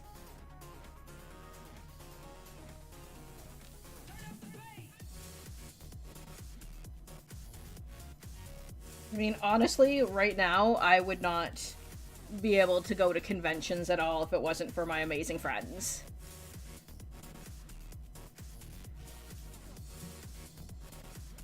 Because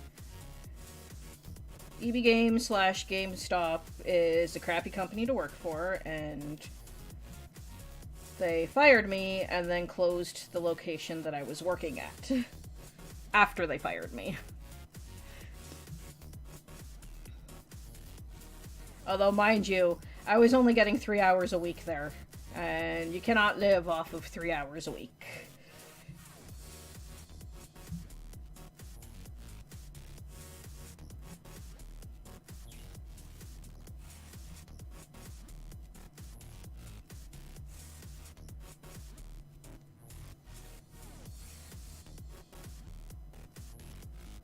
Yeah, that's for sure.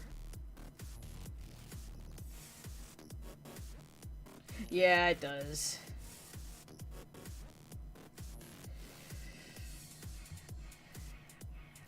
I mean, to be fair, when I first got hired at EB Games, I was out in Alberta, and when I was working there, it was really awesome. And I loved the people that I worked with, and I was getting 30 hours a week, and it was amazing. And then when the oil industry tanked, we had to move back home because we were living in Fort McMurray, where like all of the oil sands are in Alberta. And my sister was working for one of the oil companies. So when they tanked, she got laid off, and we had to move back here. And when I got transferred to the EB Games here, they were like, yeah, so because you're new to our location, you don't get many hours. Because I was at the bottom of the barrel again. So they were like, you get whatever's left over, because my district manager hated me. At first it wasn't too bad, I was getting 20 hours a week, and then I did something to make my district manager angry, and she was like, nope, you get 3 hours a week now. Although, funny story, she's not the district manager anymore, so I don't know what happened there.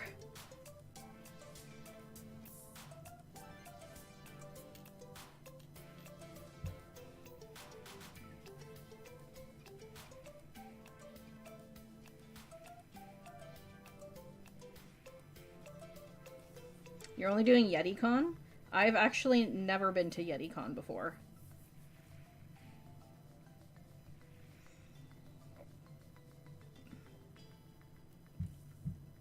Yeah. And where I live, the jobs are not plentiful unless you want to work in a call center. And I've worked in a call center here before. They're not very fun. YetiCon is expensive. One of the reasons why I have not gone to it yet.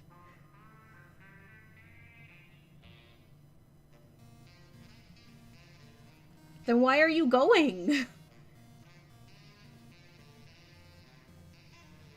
Yeah, not like nobody in the company liked her. She wasn't a very nice person. 1, 2, 3, 4, 5. One more row.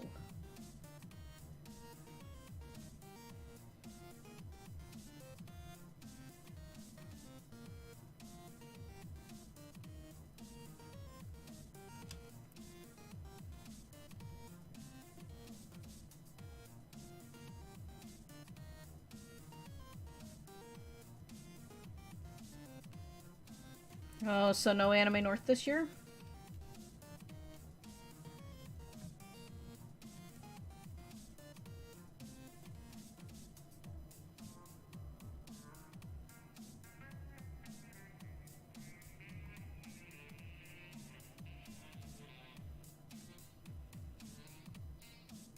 I don't think I know who that is.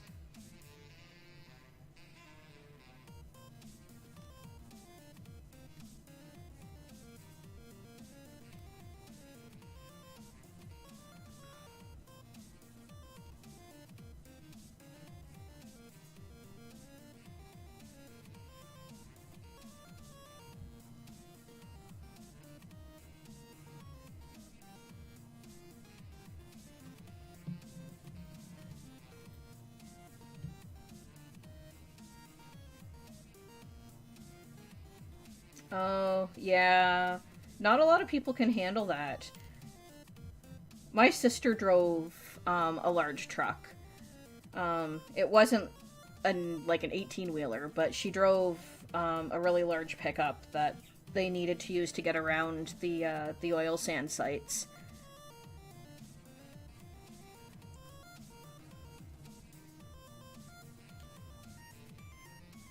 Oh, okay. Okay, I know who you're talking about.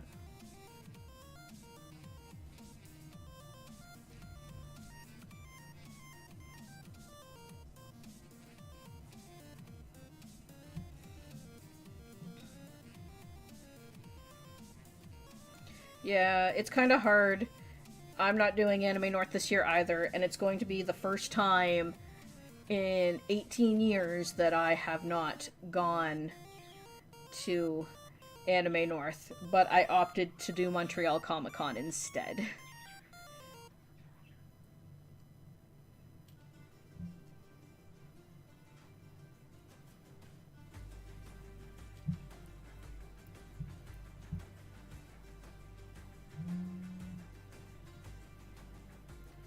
It was kind of fate. I was going through Facebook and I saw that somebody had mentioned that the table spaces for the Artist Alley at Montreal Comic Con were open, and I was like, sign me up!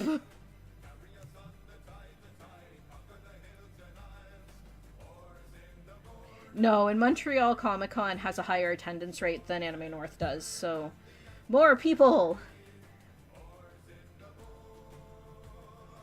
So I'm also hoping that turns into potentially more sales than I got at Anime North. But I mean, like, the table cost compared to Anime North for the Artist Alley is, like, horrendous. I think it's, like, $300 more than what Anime North charges for their Artist Alley table spaces.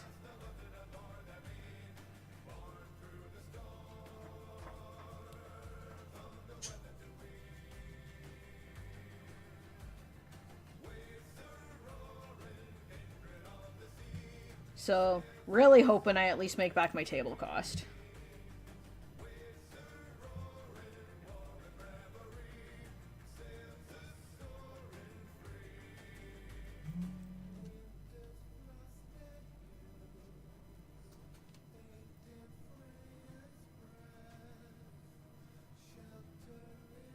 Yeah, like, I've never done Montreal Comic Con before, but if it's worth it, then, like, I might do that exclusively as opposed to doing Anime North.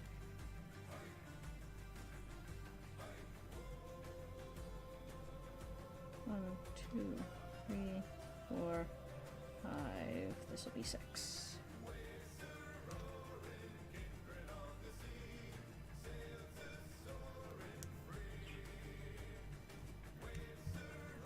Although I like the convention center in Montreal. Like, it's the same place that they have Otakuthon.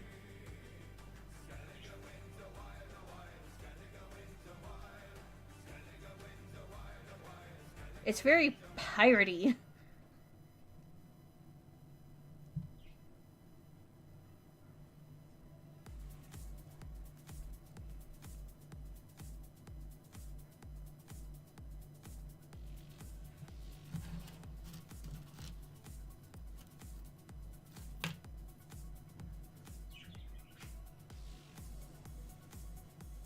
Are you gonna book that place that you were showing me?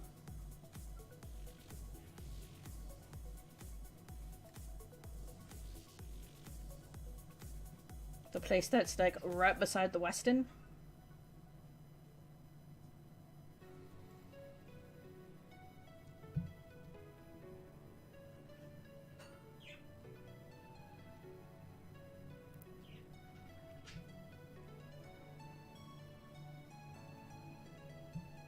I mean, like, the price is right. As much as I would love to stay at the Westin, if it's just going to be the two of us, then, I mean, may as well try to keep the cost down as much as possible.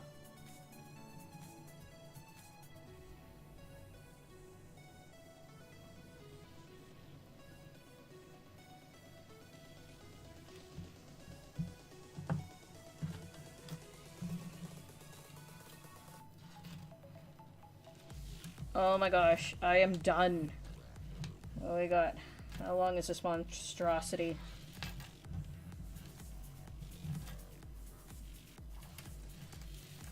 Ooh.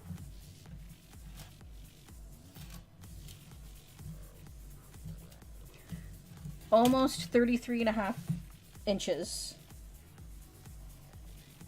So actually it's not too far off of the normal 32 inches. It felt like a lot.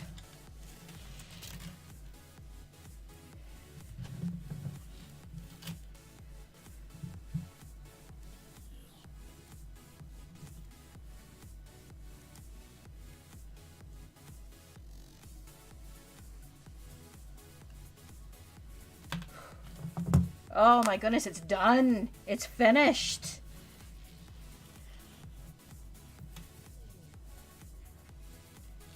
And it actually looks pretty amazing, if I do say so myself. Well,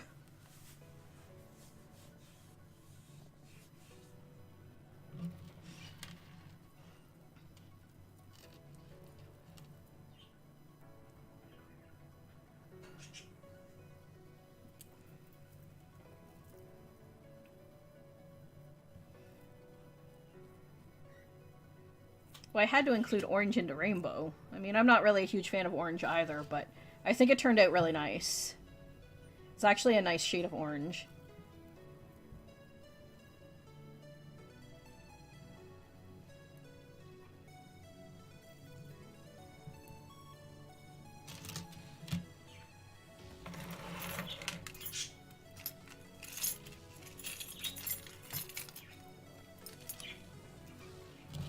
I just want to see how it is in compared to like a regular lanyard.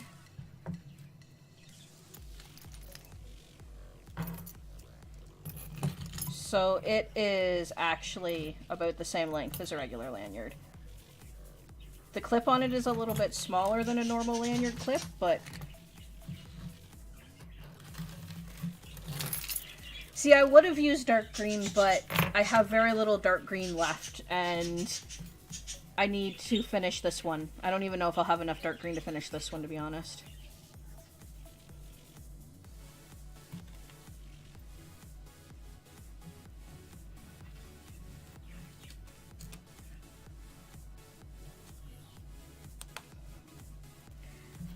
So now that I'm finished the lanyard, what would you guys like to do? Should we start another project? Should I continue working on this lanyard? Or should I pull up a game?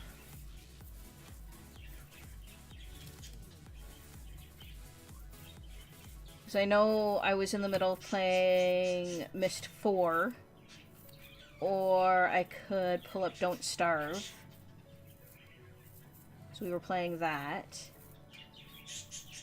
I know, but like the rings are getting so expensive. My last order was like $40, including shipping and taxes. And I only got 4 packages of rings. So it's essentially gotten to the point where it's like $10 a package.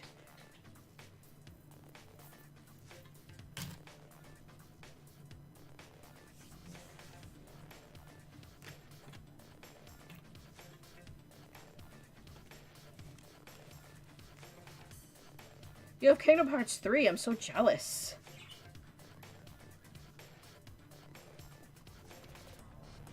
Oh, phone, what did I do? I just opened something.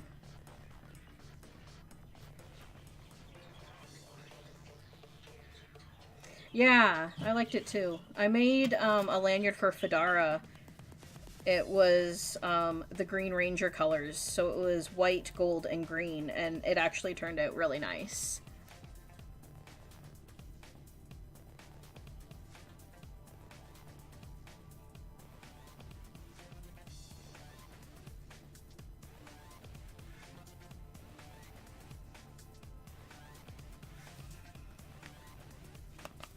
Because we are definitely a bunch of nerds in here, and that is a-okay.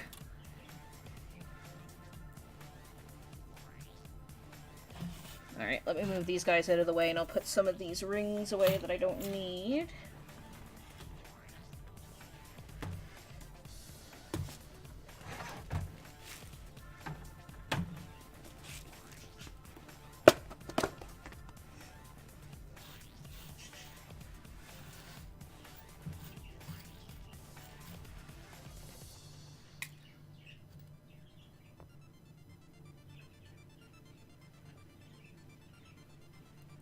am actually pretty well out of purple for the rainbow dice bags. I do have some violet left, so I can probably make one more rainbow dice bag.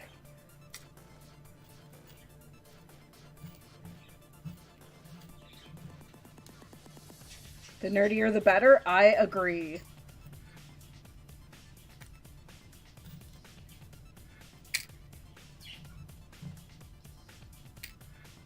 Oh geez, I'm running low on red too. I'll have to see what I have. I have a whole bunch of packages in the drawer that I haven't opened yet. I'm gonna have to see what I have over there. As far as colors go.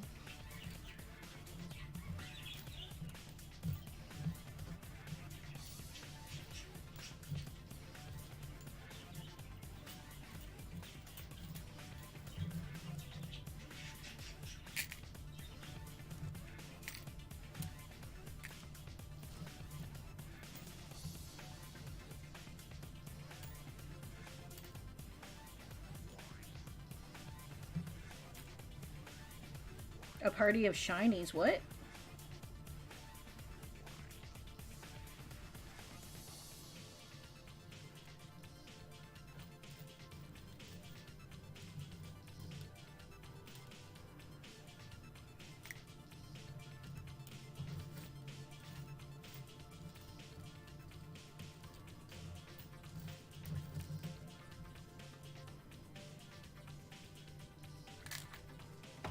Oh, the unopened packages. Yeah, I need to check and see what I have.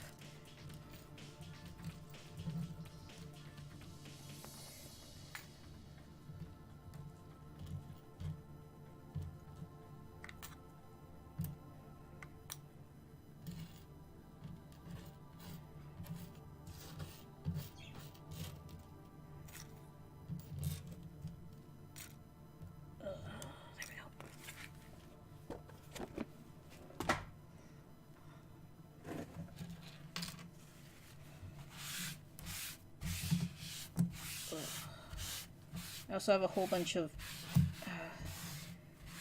sand and stuff from the metal bits of my rings. There, that's a little bit better. Blech. Okay.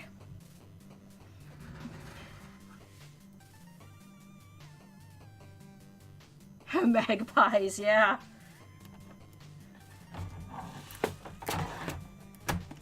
Out in Fort McMurray, the only two species of birds that lived there were ravens and magpies, and they are scary, scary birds.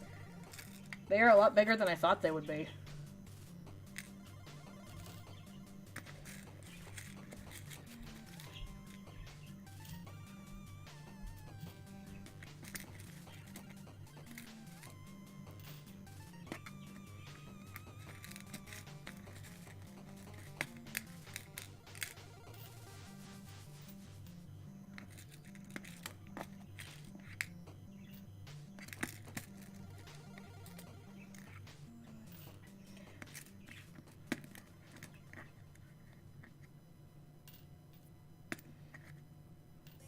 Yeah, they would be big pet birdies.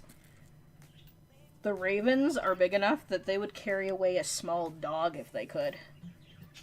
I was always afraid when moose escaped.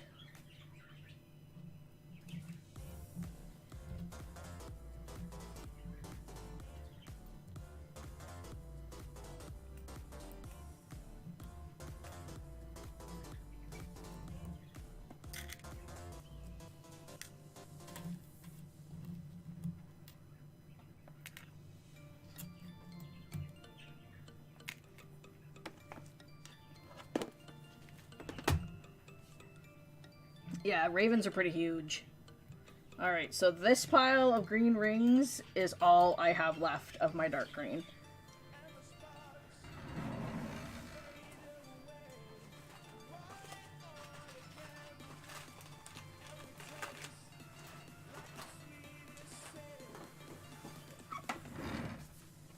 Alright, let's see what I have here. So we have an orange, a black, It's me friendly, yeah. I have a light green. Pink.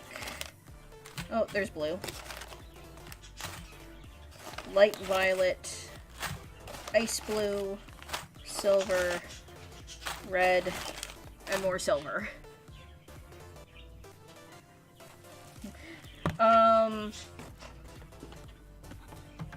Generally, if they fit, I use something like this. And they all get stored inside.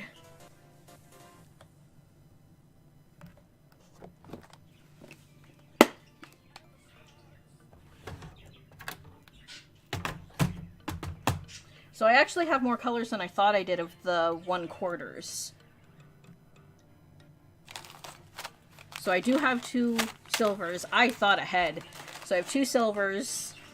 I do have some red. I thought I was running out. I do have some blue, but I don't have... It's not the same green. So I don't have dark green and I don't have purple. Yeah, these are all 1/4s.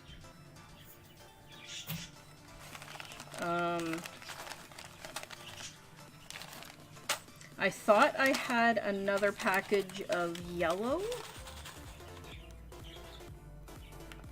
I might have used it all. Oh, thank you! The box comes in handy. That means that at conventions I can bring my rings with me and I can do adjustments right there at the table.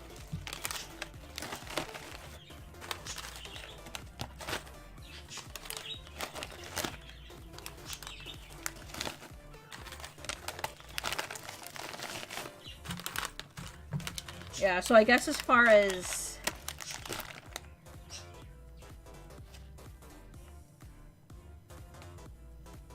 Yes, 532s.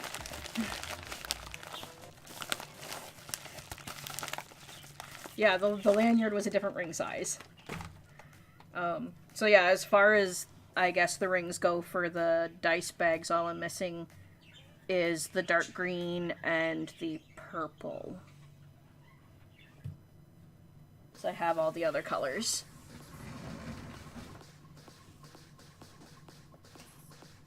Oh, wait. There's the yellow. Found it.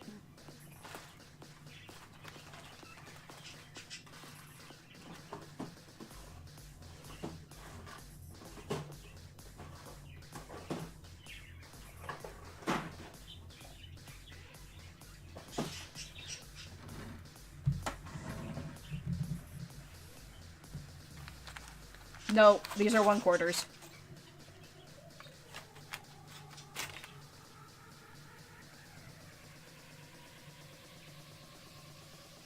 Yeah. Because, I mean, I try to make stuff that is...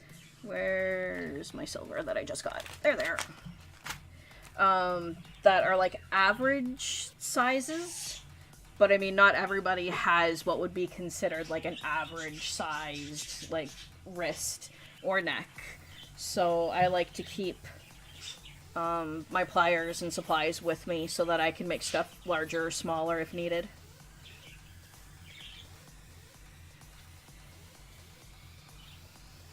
Yeah, so I have a lot of 1/4s. I just seem to be running out of the 532s.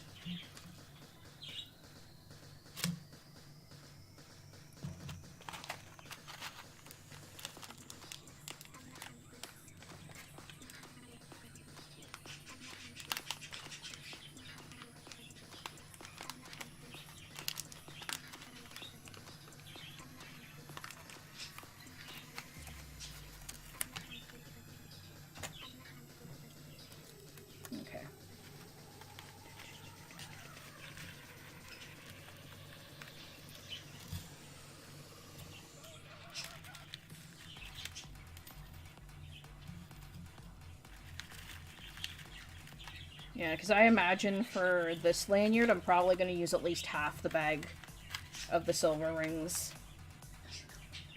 Definitely should have gotten 2 bags instead of 1. And I like this one. I use this one for my smaller rings because it has 2 compartments.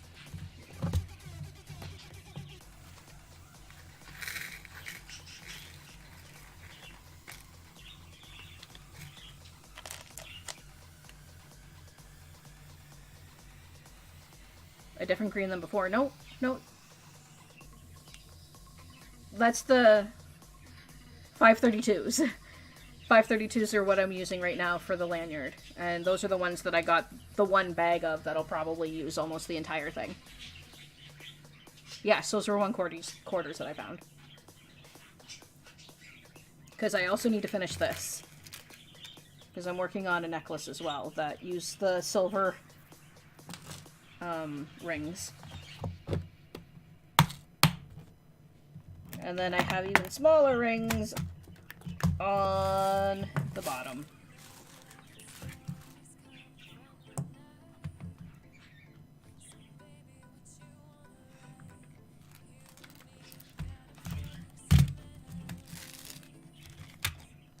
I also have these as I hit my camera. I don't really know what to do with them. They're square crystals, and I haven't really thought of anything.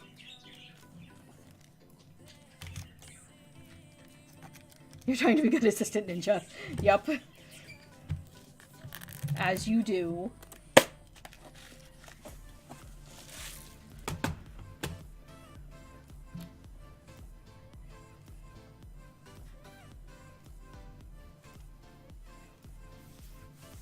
Yeah, they're definitely a bit of a challenge to work with.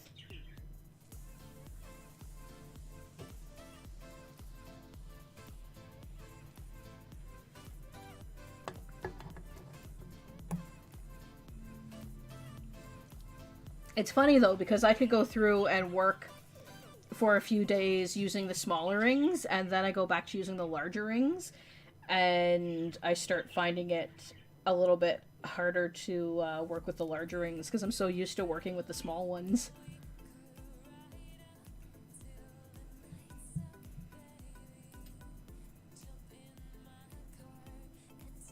Now for this one it's different. I have to go through and I have to close the silver rings and I have to open the green ones.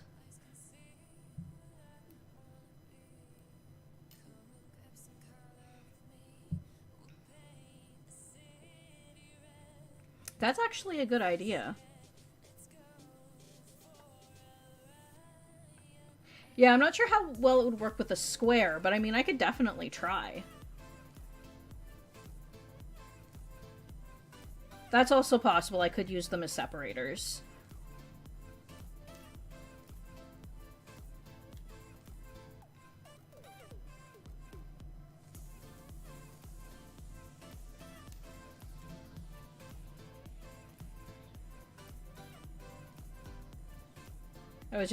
I was making an order one day and I saw the pretties and I was like, I wonder how big those are and what they look like. So I ordered some and I haven't used them yet.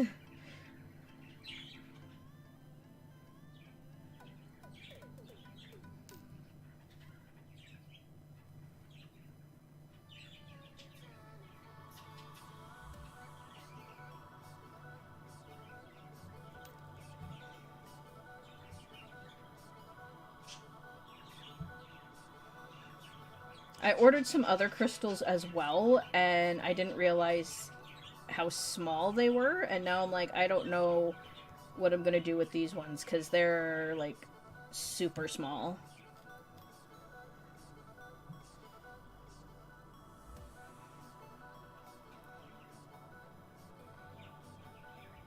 There is a hole in the center of them. Let me see.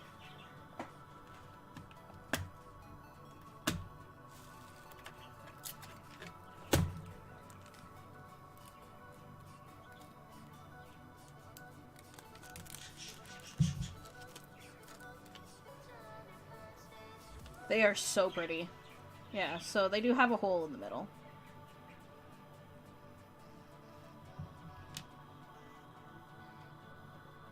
They're about 1/2 inch square.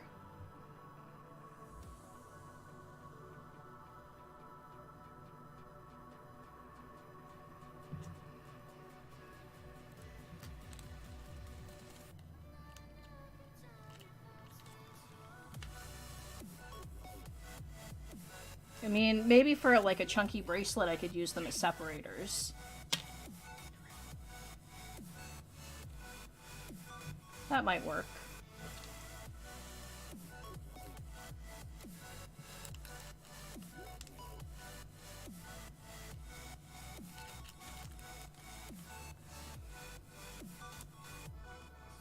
Yeah, I could do that as well.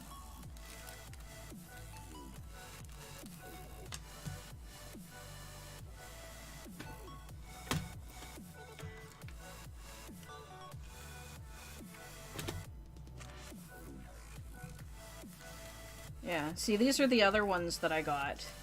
And these beads are a lot smaller than I thought they were going to be. They're little bicones.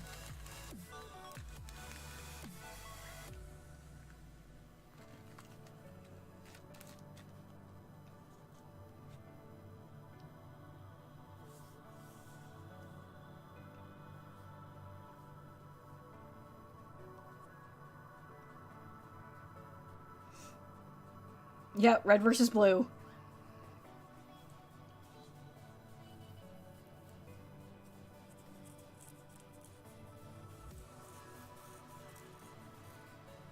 Yeah, that actually could work too.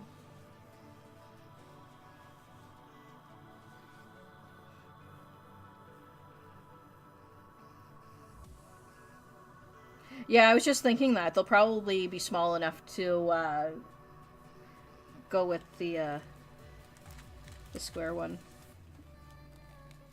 Yeah, they would. They would fit inside the square.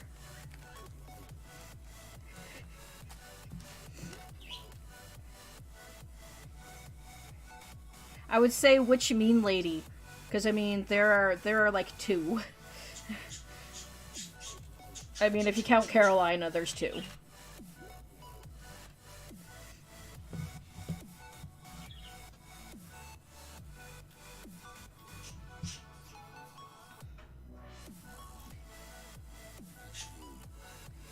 So like the OG mean lady.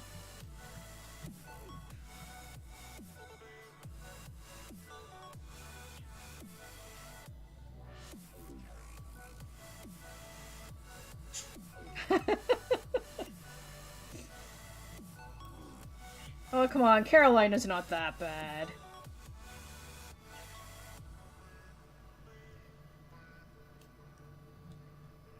Did you see they announced the new season? Although I am, like, way behind.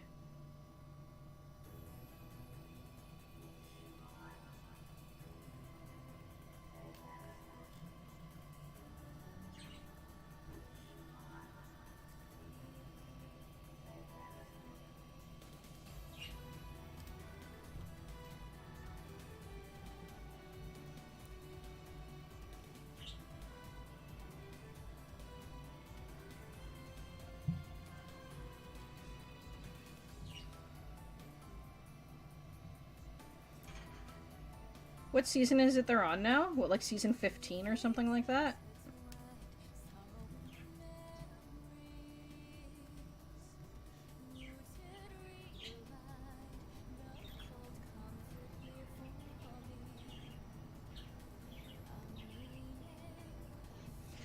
Red versus blue.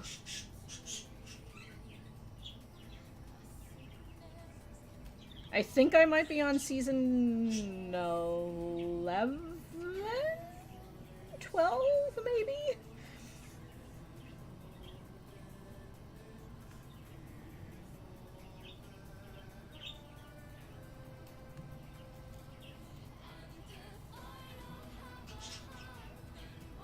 Yeah, it's still going.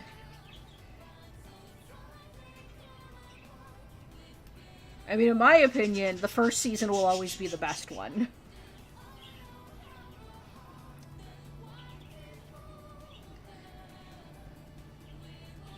The only thing about season 1, though, is, like, Caboose hasn't really developed as a character.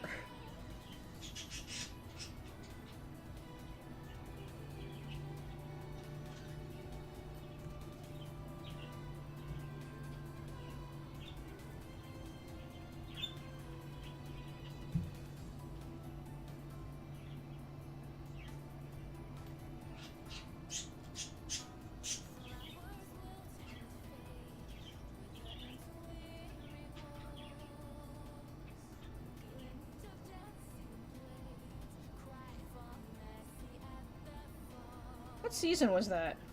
3? 4? 3?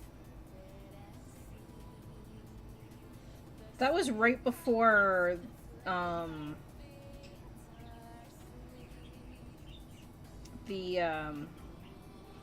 my brain.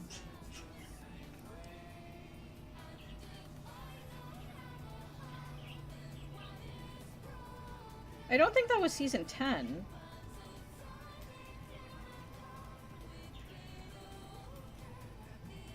Because that was the episode that they were trapped in the warehouse with her, right? And Caboose kept on pressing all the buttons.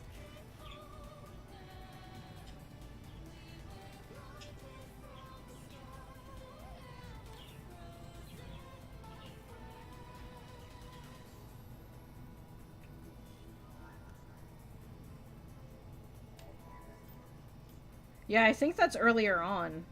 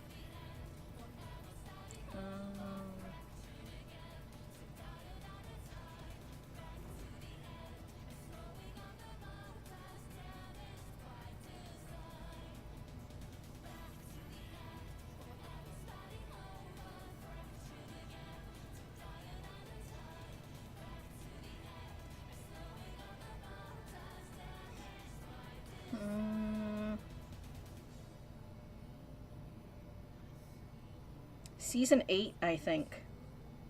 Really? It's that late in the series?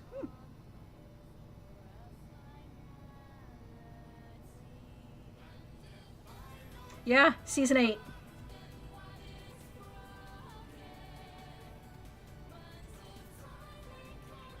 I mean, that by far is like the best scene in the series. I have to agree. They did a really good job with that.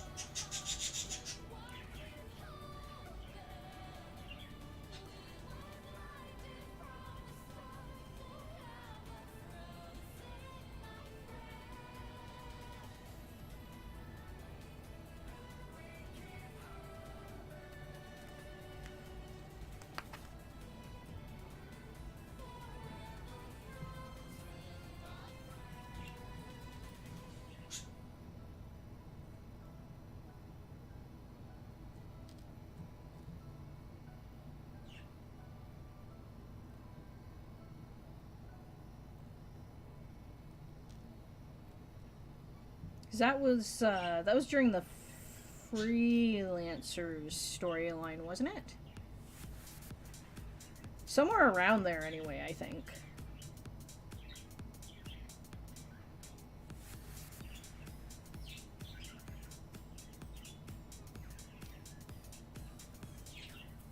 Again, it's been like a really long time since I've seen RVB. Should go back and rewatch it.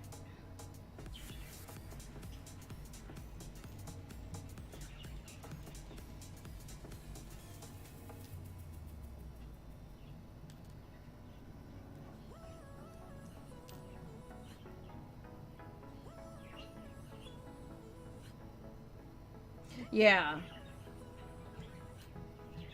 Yeah, I think that was around the Freelancer arc.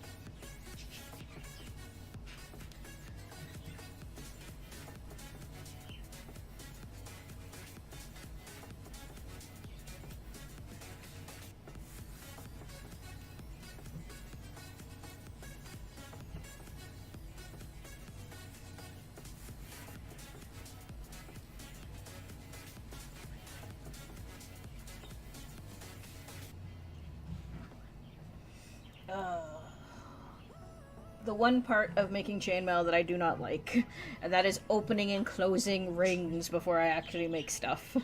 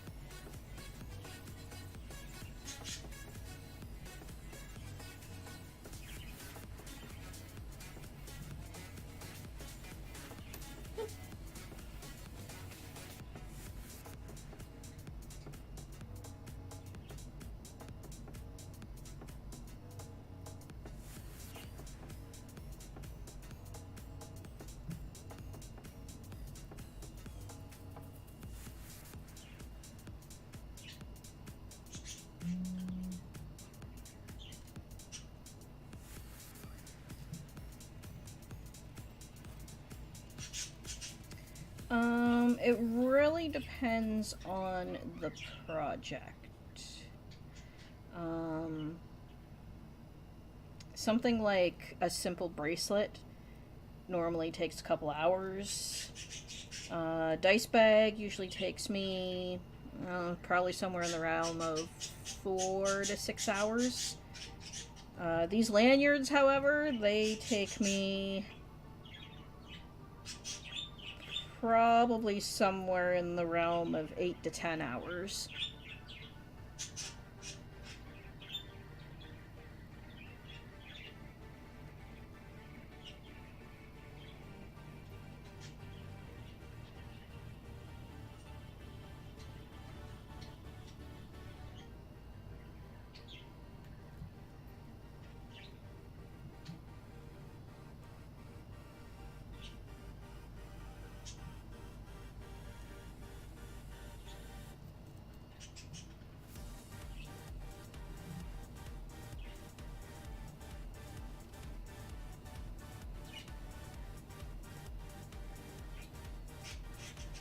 I can't imagine how some mailers make, like, chainmail clothing, because I imagine that would take a really long time to do.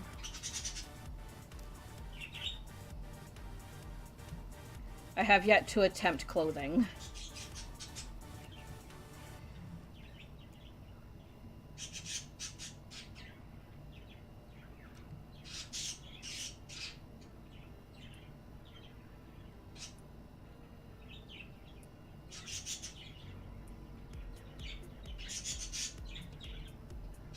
Yeah, like the lanyards I usually spread out over a few days. Just because sometimes my hands really hurt and I can only chainmail for a couple hours.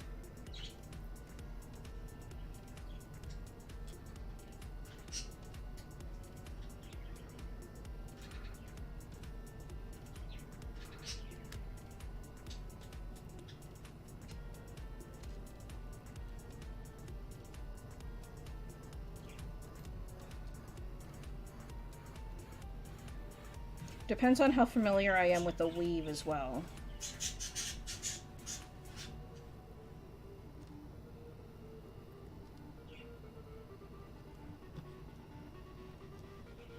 Yeah.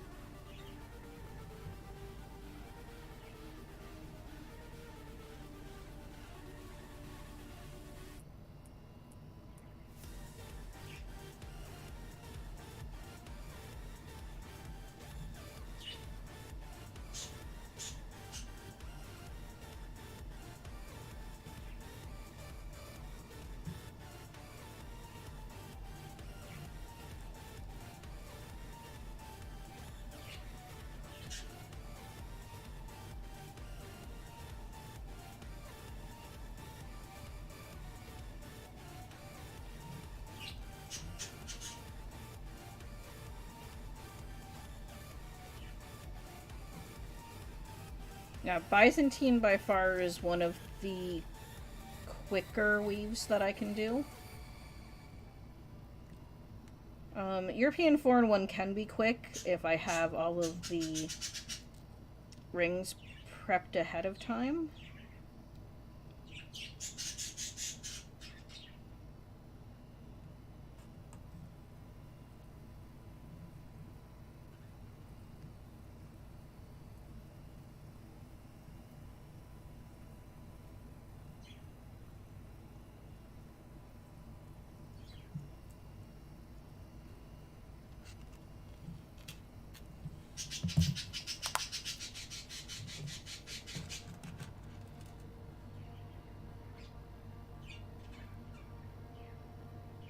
Yeah, like, I mean, I could knock out a pair of earrings in, like, 15 or 20 minutes. This is one of the necklaces I'm working on.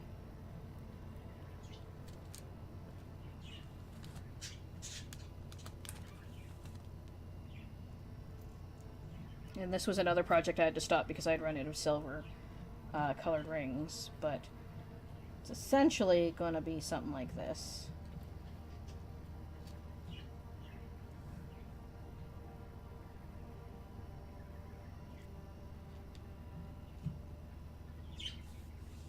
Thanks.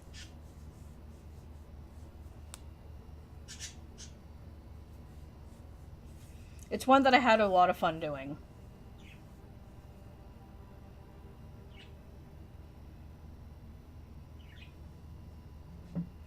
And it's one that I upcycled. I actually found a necklace at Value Village that had like these little flowers on them.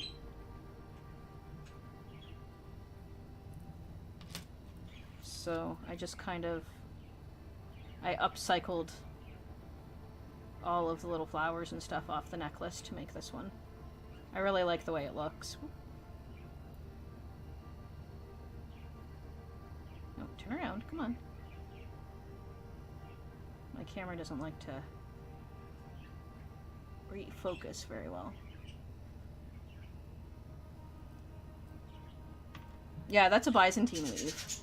It's the same weave that I was using to make the lanyard.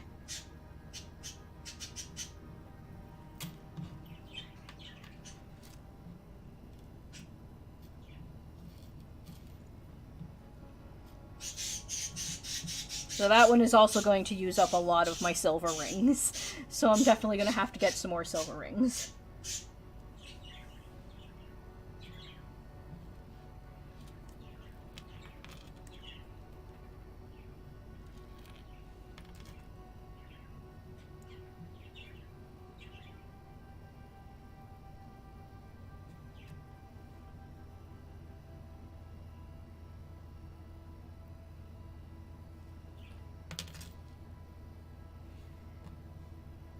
Yeah, if you want to see an interesting weave, you should see Viper Spine. That is an interesting weave.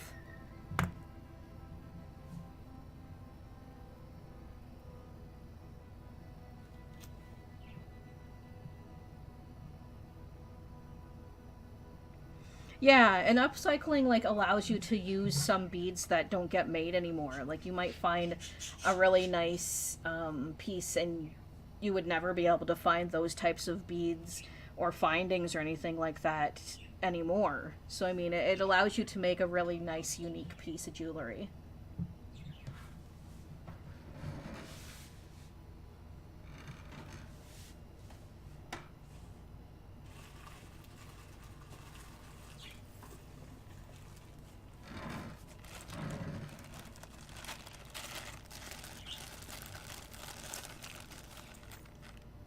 So this guy isn't finished yet. I have a lot of not finished things on the go, but this, if I can take some of the things out of, this is Viper Spine.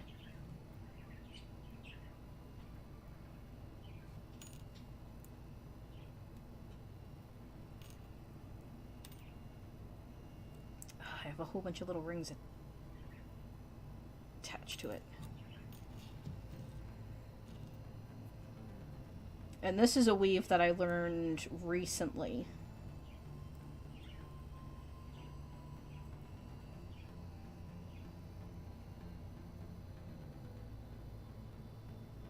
And that's what I use for my infinity roses. So I connect it like this. I have one that's finished.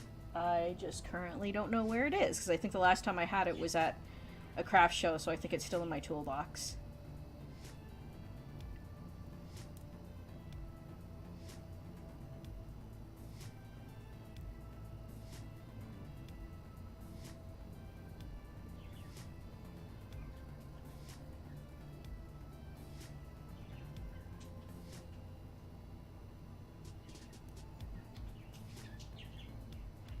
Steampunk anything is cool. I think everything should be steampunked.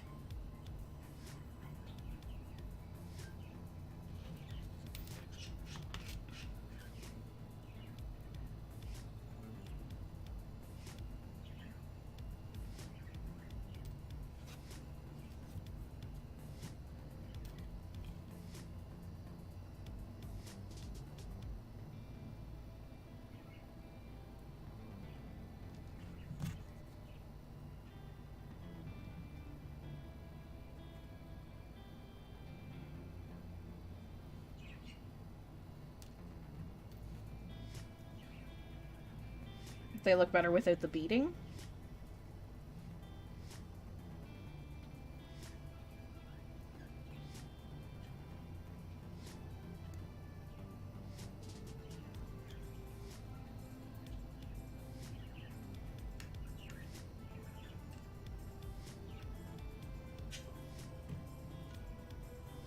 Well, I mean, if it looks better without the beading, then yeah, I would totally use the beads on something else.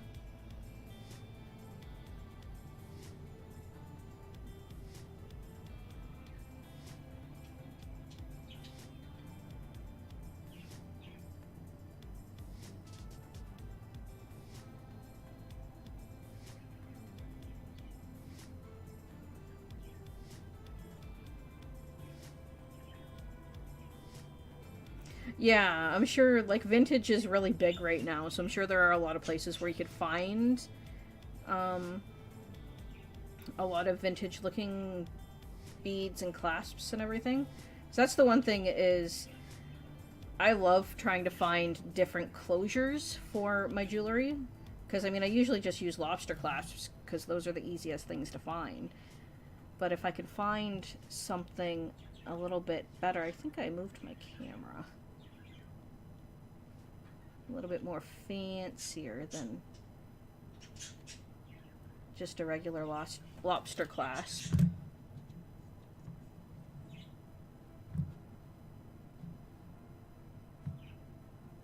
A beaded steampunk choker, that would be really cool.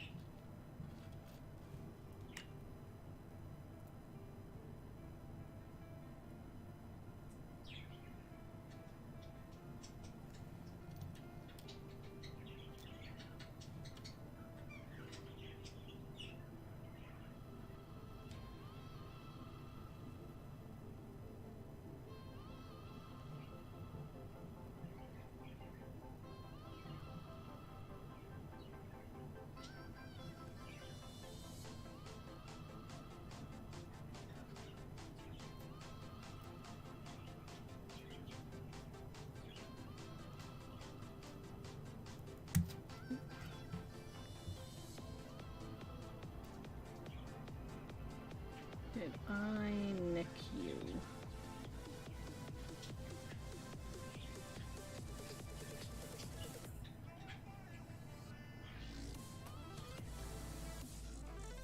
I think I did.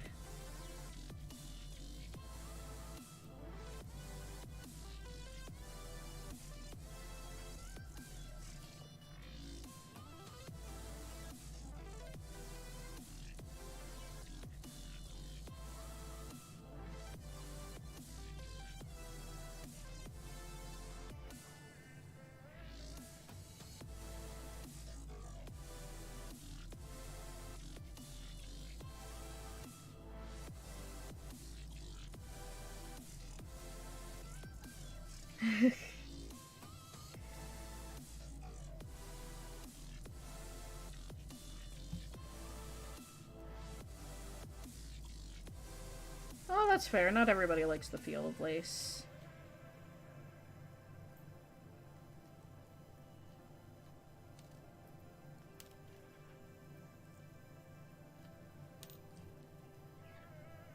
I used to make lace steampunk chokers, but finding watch pieces started to get a little bit challenging. Because most watches and clocks don't have gears in them anymore, at least not metal ones.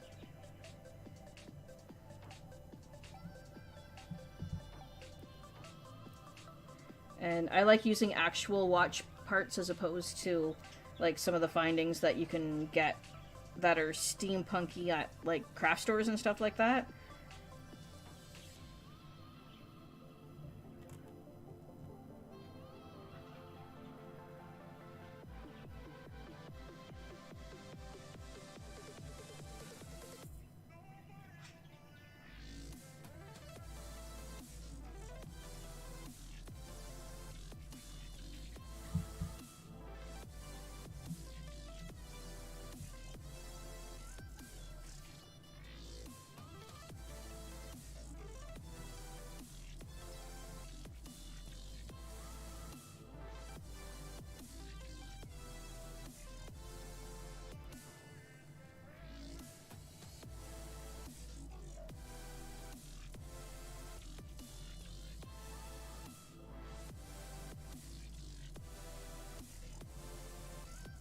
I forgot to put the silver rings on there.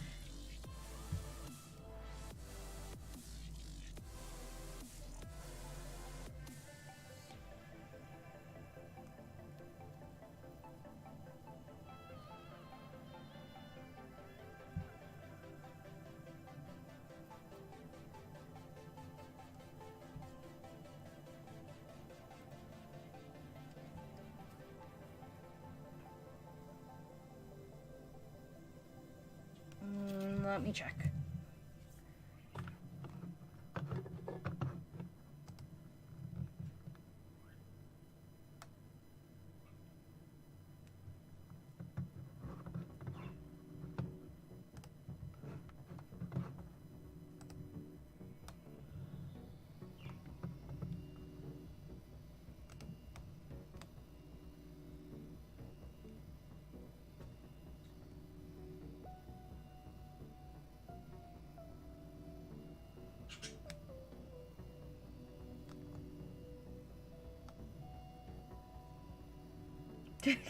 There's a shinobi in the video.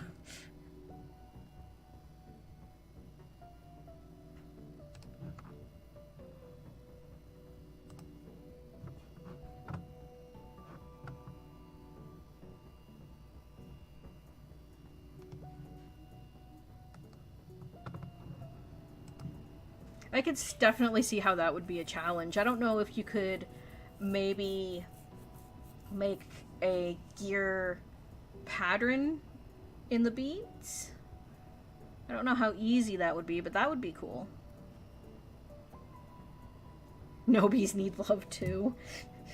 Nobies always need love.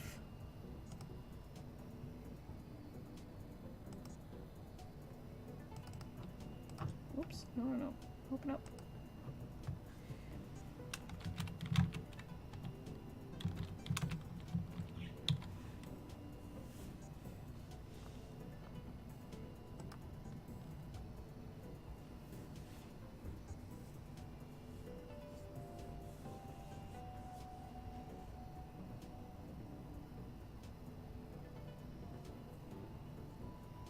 Piece you're currently working on isn't in either style.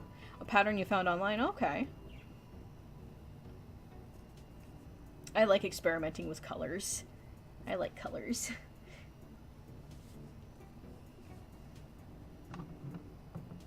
Also, I made a text channel on the Discord so you can post your pet pictures and stuff.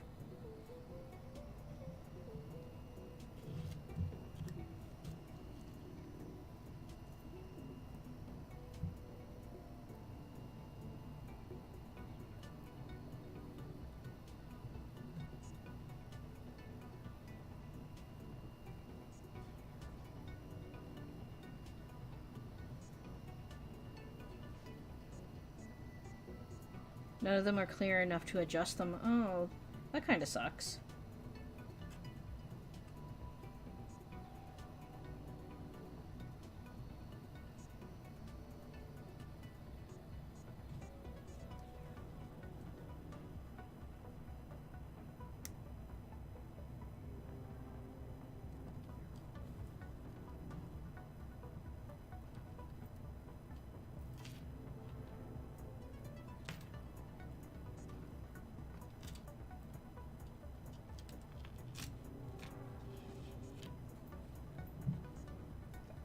I think that's pretty amazing.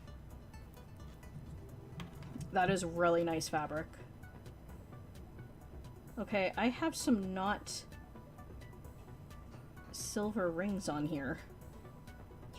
Must have been doing this either when I was tired. I have some not green ones in here too. What is going on?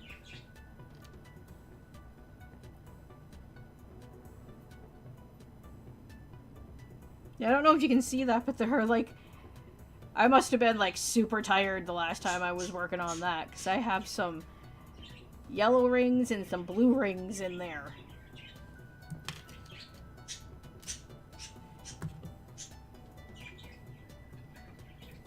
That's gonna have to get fixed.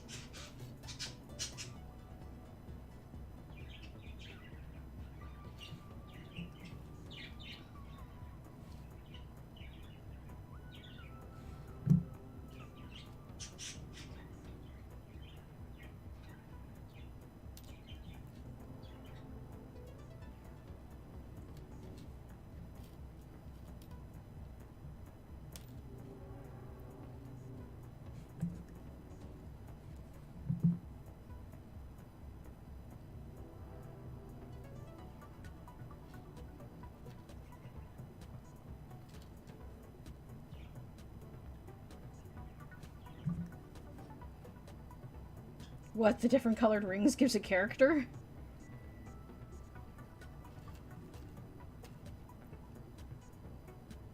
I think it's funny that I did not notice that until now.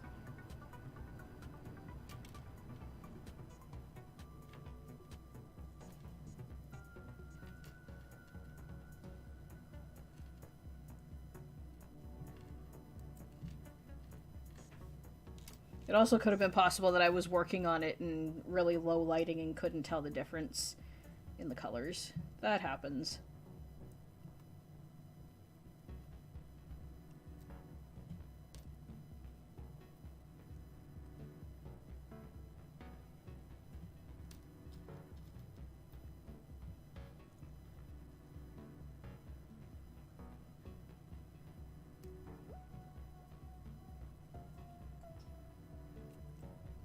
Have you tried checking on YouTube to see if there's any kind of videos on doing things like that? Ooh.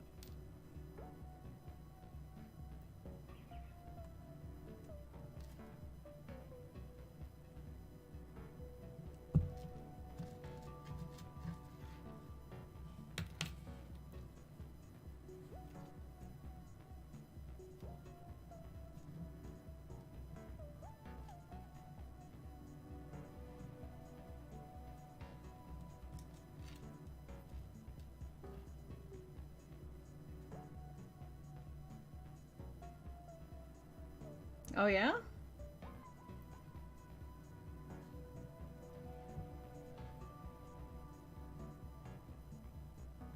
Oh, no problem.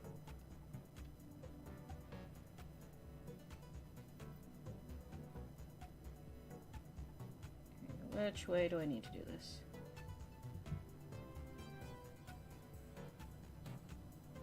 Oh yeah, YouTube has, like, a ton of knowledge on it.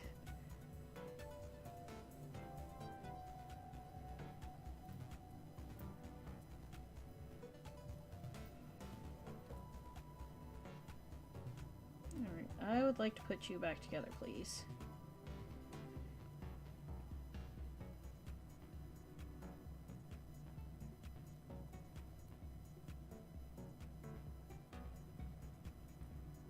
No, this side.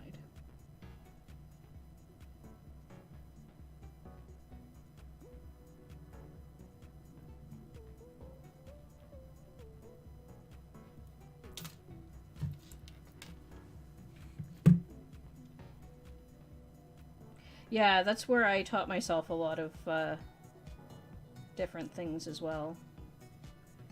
These need to go on top of those ones.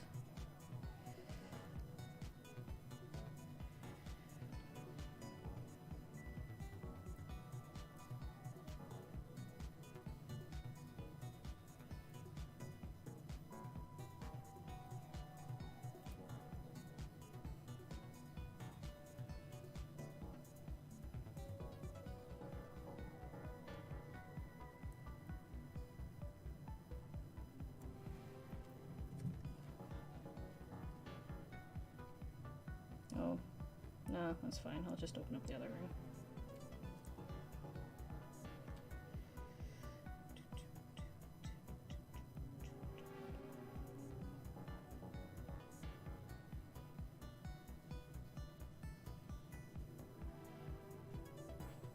Nope. Did that one the wrong way.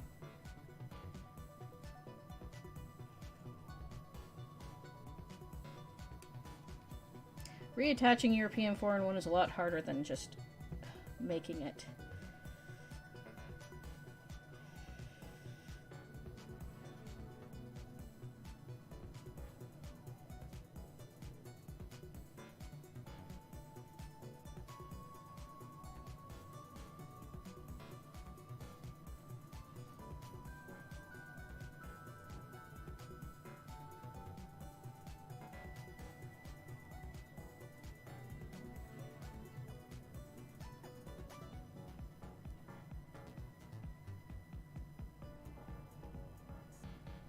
Oh, wow.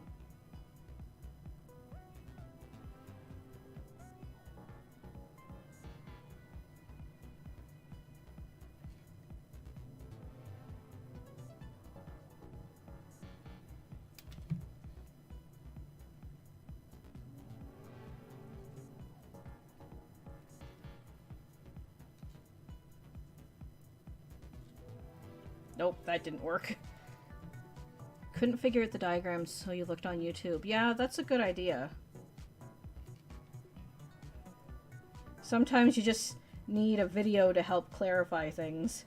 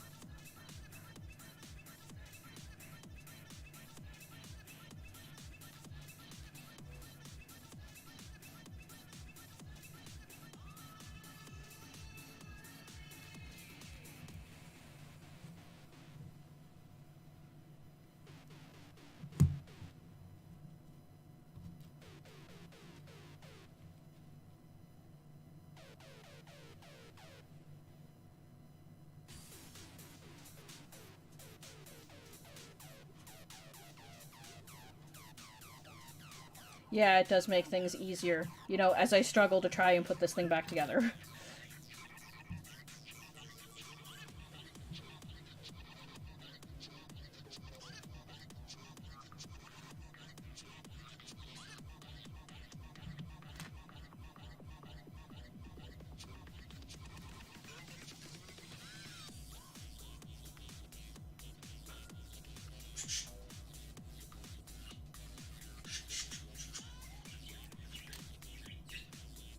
what? What a better idea.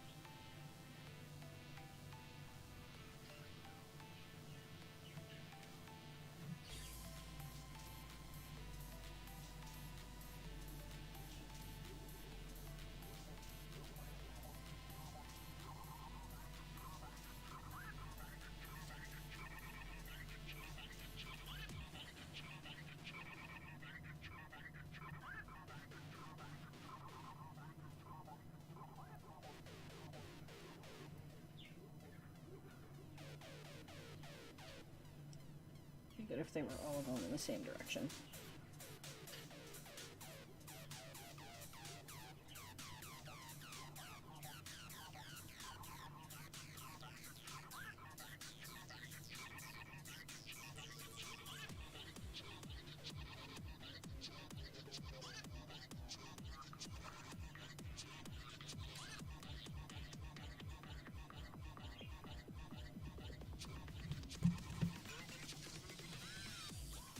I will eventually get this to work.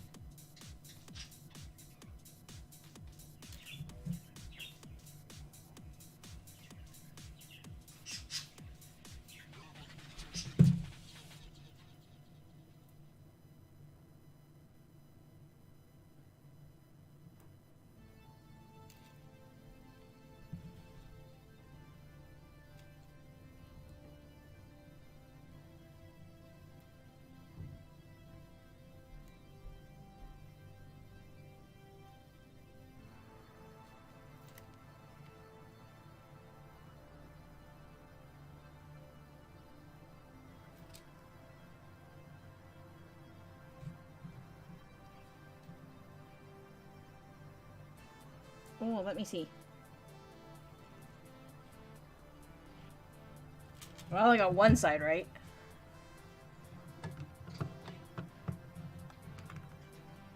Oh, that is very pretty.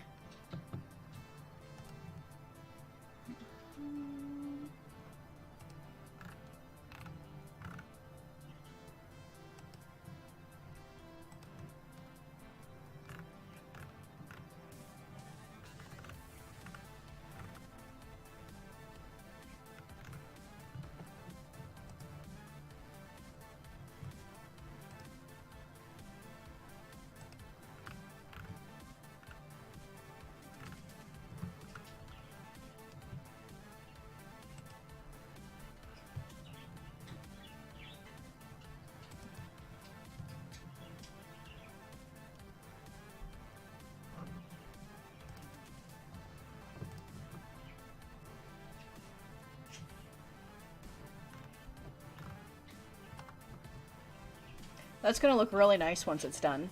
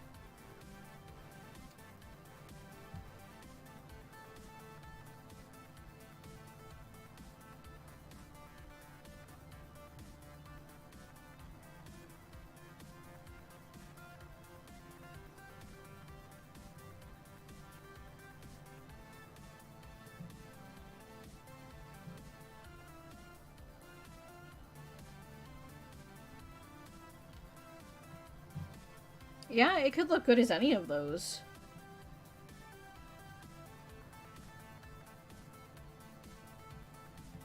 Ha! I did it. There, it's back together.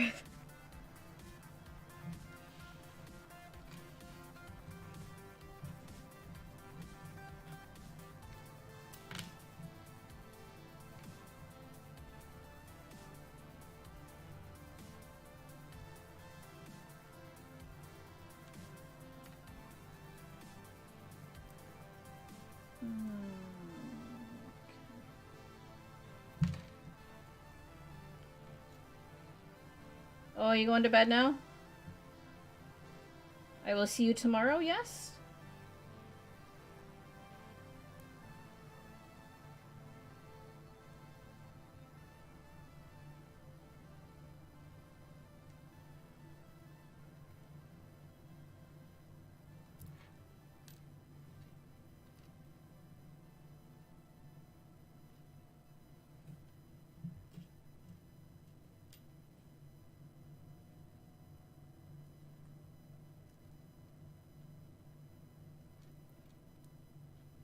No. I think she might be gone already.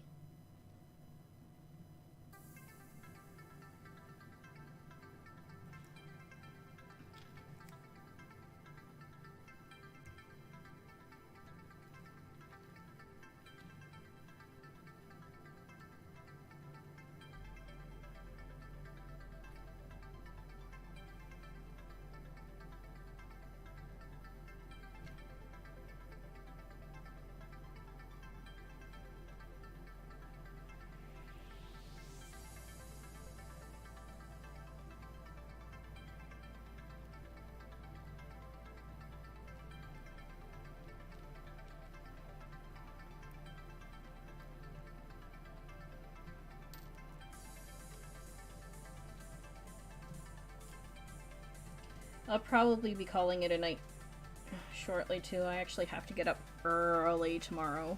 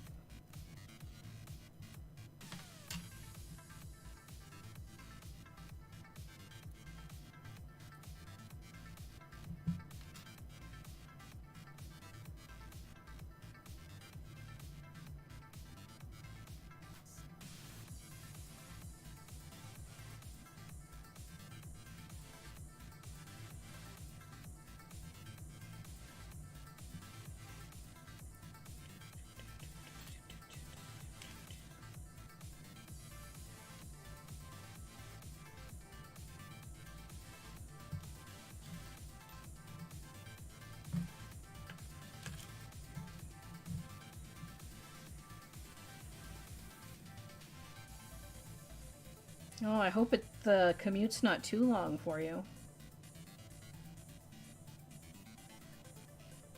Yeah, I have to get up at 8 o'clock, and it's already almost 12:30.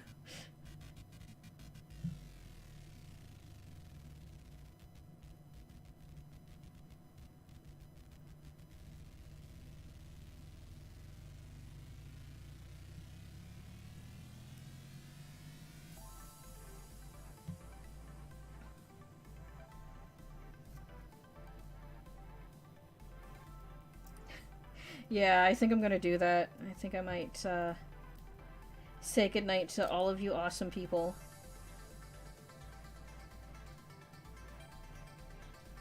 35 minutes isn't horrible.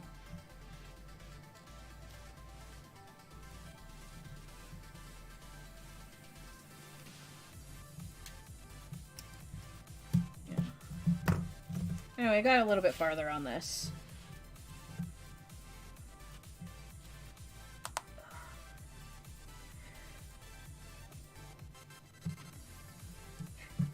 So I am going to say goodnight to everyone. Thank you so much for hanging out, for all of the follows. You guys are all amazing. Right now my stream schedule's 9 p.m. Eastern Time, Thursday and Friday. Sometimes I do stream sporadically throughout the week as well, but I will definitely be back on Thursday, and we will continue working on the lanyard and the necklace. And I will see you guys there. If you're around, come in and say hi. I'm always willing to hang out, answer questions, and be awesome with all of you guys.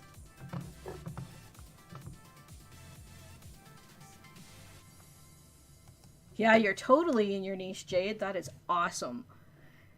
The only craft stores we have here is Michael's. So I do like all of my ordering online. That's primarily what I do.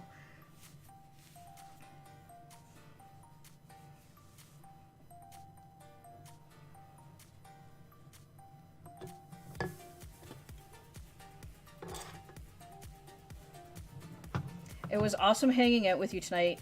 If you guys want to continue to talk or have any questions, you can also message me in the Discord chat, and I will talk to you there. Have a good night.